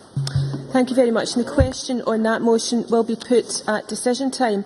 The next item of business is consideration of motion number 5426 in the name of John Swinney on the public body's abolition of British Shipbuilders Order 2013. And I call on John Swinney to move the motion. Cabinet Secretary. Formally moved, Presiding Officer. Thank you. The question on that motion will also be put at decision time. The next item of business is consideration of business motion. Sorry, point of order, Patrick Harvey. Thank you, Deputy Presiding Officer. Before we come to the business motion, which is about to be moved by the Government, I'd like to raise a point of order regarding the clarity of that business motion. I'm very grateful that the Government has decided to introduce a ministerial statement next week on Tuesday regarding the publication of a report known as RPP2, which contains the policies and proposals which the Government intends to implement to achieve the climate change targets, the annual targets in future years. However, the Climate Change Act requires two separate reports. One is this RPP2 relating to future years. The other is a report revising the shorter-term actions, given that the Government failed to meet the first annual target under the Climate Change Act last year. Section 36 of the Climate Change Act clearly requires a report revising the current policies and proposals in relation to the failure to meet that target. So can I ask what the meaning of the title of the ministerial statement for next Tuesday is? Will this include both these two reports, and will members be able to question the Minister during that ministerial statement on both the reports rather than just the one named RPP2? Thank you very much. I did receive notification that the member wished to raise that point, and although it is an important point, it's not a point of order for the Chair. However, it is a matter for ministers, and I understand that they would wish to clarify this matter for the Chamber just now. Very pleased to confirm to the Chamber that the statement next Tuesday will meet both the Section 35 and Section 36 requirements of the Climate Change Scotland Act, and I'm grateful to Patrick Harvey for giving us notice of his point of order. Thank you very much. The next item of business is consideration of business motion 5452 in the name of Joe Fitzpatrick on behalf of the Parliamentary Bureau, setting out a business programme. Could I ask any member who wishes to speak against the motion, then they should press the request to speak buttons now. And I call on Joe Fitzpatrick to move motion number 5452. Formally moved. Thank you. Since no member has asked to speak against the motion, I will now put the question to the Chamber. The question is that motion number 5452 in the name of Joe Fitzpatrick be agreed to. Are we all agreed? Yes. The motion is therefore agreed to. The next item of business is consideration of 4 Parliamentary Bureau motions, and I would ask Joe Fitzpatrick to move motions number 5428, 5429 and 5430 on approval of SSIs en bloc. En bloc. Thank you. And motion number 5432 on the establishment of a committee. Formally moved. Thank you. The question on these motions will be put at decision time, to which we now come, and there are 9 questions to be put as a result of today's business, and therefore I would appreciate the best of order for putting these questions.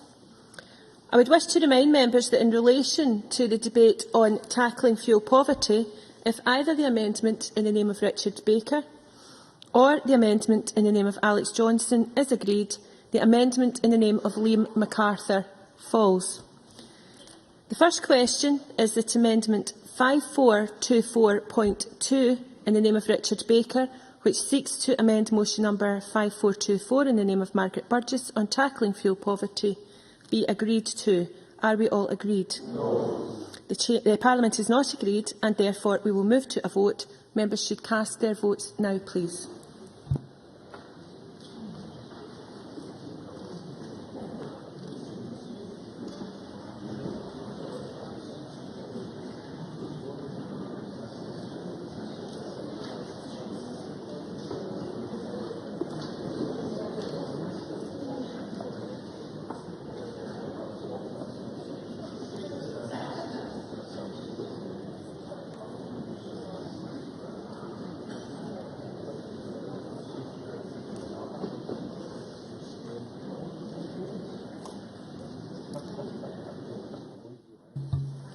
Order.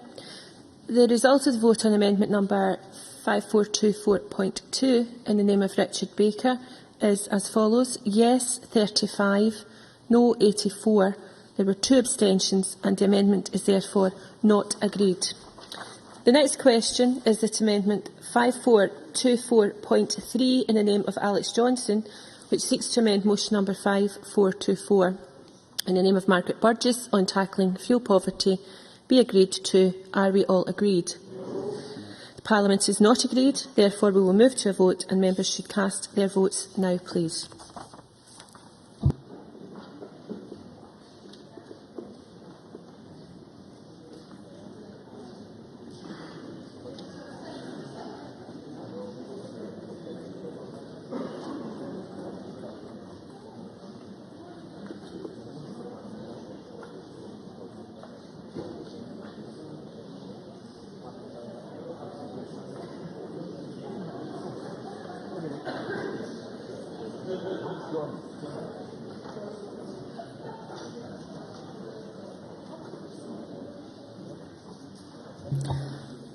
Order. The result of the vote on amendment 5424.3 in the name of Alex Johnson is as follows: yes 13, no 108. There were no abstentions and the amendment is therefore not agreed to. That brings us to the third question, which is that amendment 5424.1 in the name of Liam MacArthur, which seeks to amend motion number 5424 in the name of Margaret Burgess on tackling fuel poverty, be agreed to. Are we all agreed? No. The Parliament is not agreed, and therefore we will move to a vote, and members should cast their votes now, please.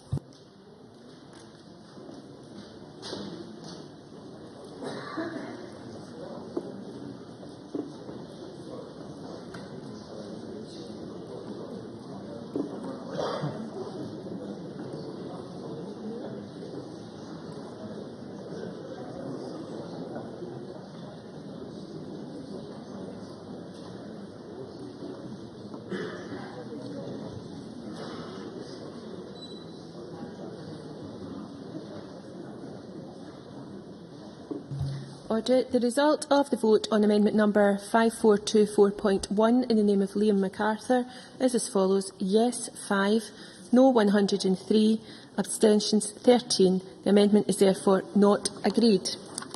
That brings us to the fourth question, which is that motion 5424 in the name of Margaret Burgess on tackling fuel poverty be agreed to.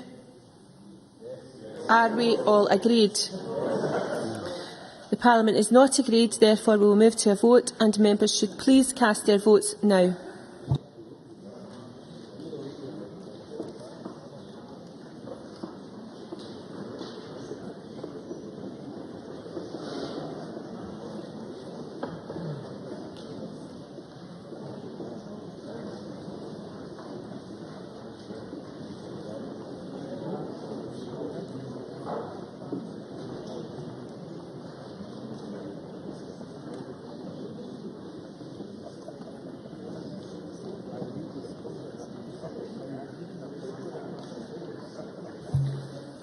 Order. The result of the vote on motion number 5424 in the name of Margaret Burgess is as follows. Yes, 65, no, 54. There were 2 abstentions and the motion is therefore agreed to. The next question is that motion 5402 in the name of Dave Thompson on the review of cross-party groups be agreed to. Are we all agreed? Yes. The Parliament is agreed. The next question is that motion 5403 in the name of Dave Thompson on the review of section 7 of the Code of Conduct be agreed to. Are we all agreed? Yes. Parliament is agreed. The next question is that motion 5426 in the name of John Swinney on the Public Bodies Abolition of British Shipbuilders Order 2013 be agreed to. Are we all agreed? I'm sorry, I'm going to ask that question again and ask for silence. The question is that motion number 5426 in the name of John Swinney is agreed to. Are we all agreed? Yes. We are agreed. The 8th question, which I propose to put as a single question on motion numbers 5428 to 5430. And if any member objects to that, could they say so now? As no member has objected, I will put the question that motions 5428 to 5430 in the name of Joe Fitzpatrick on approval of SSIs be agreed to. Are we all agreed? Yes. Parliament is agreed. The next question is that motion 5432 in the name of Joe Fitzpatrick on the establishment of a committee be agreed to. Are we all agreed? Yes. The Parliament is agreed, and that concludes decision time. We will now move on to members' business, and I would ask members who are leaving the chamber to do so quietly, please. I will allow a short pause to allow members who are not participating in the debate to leave before we move on to members' business.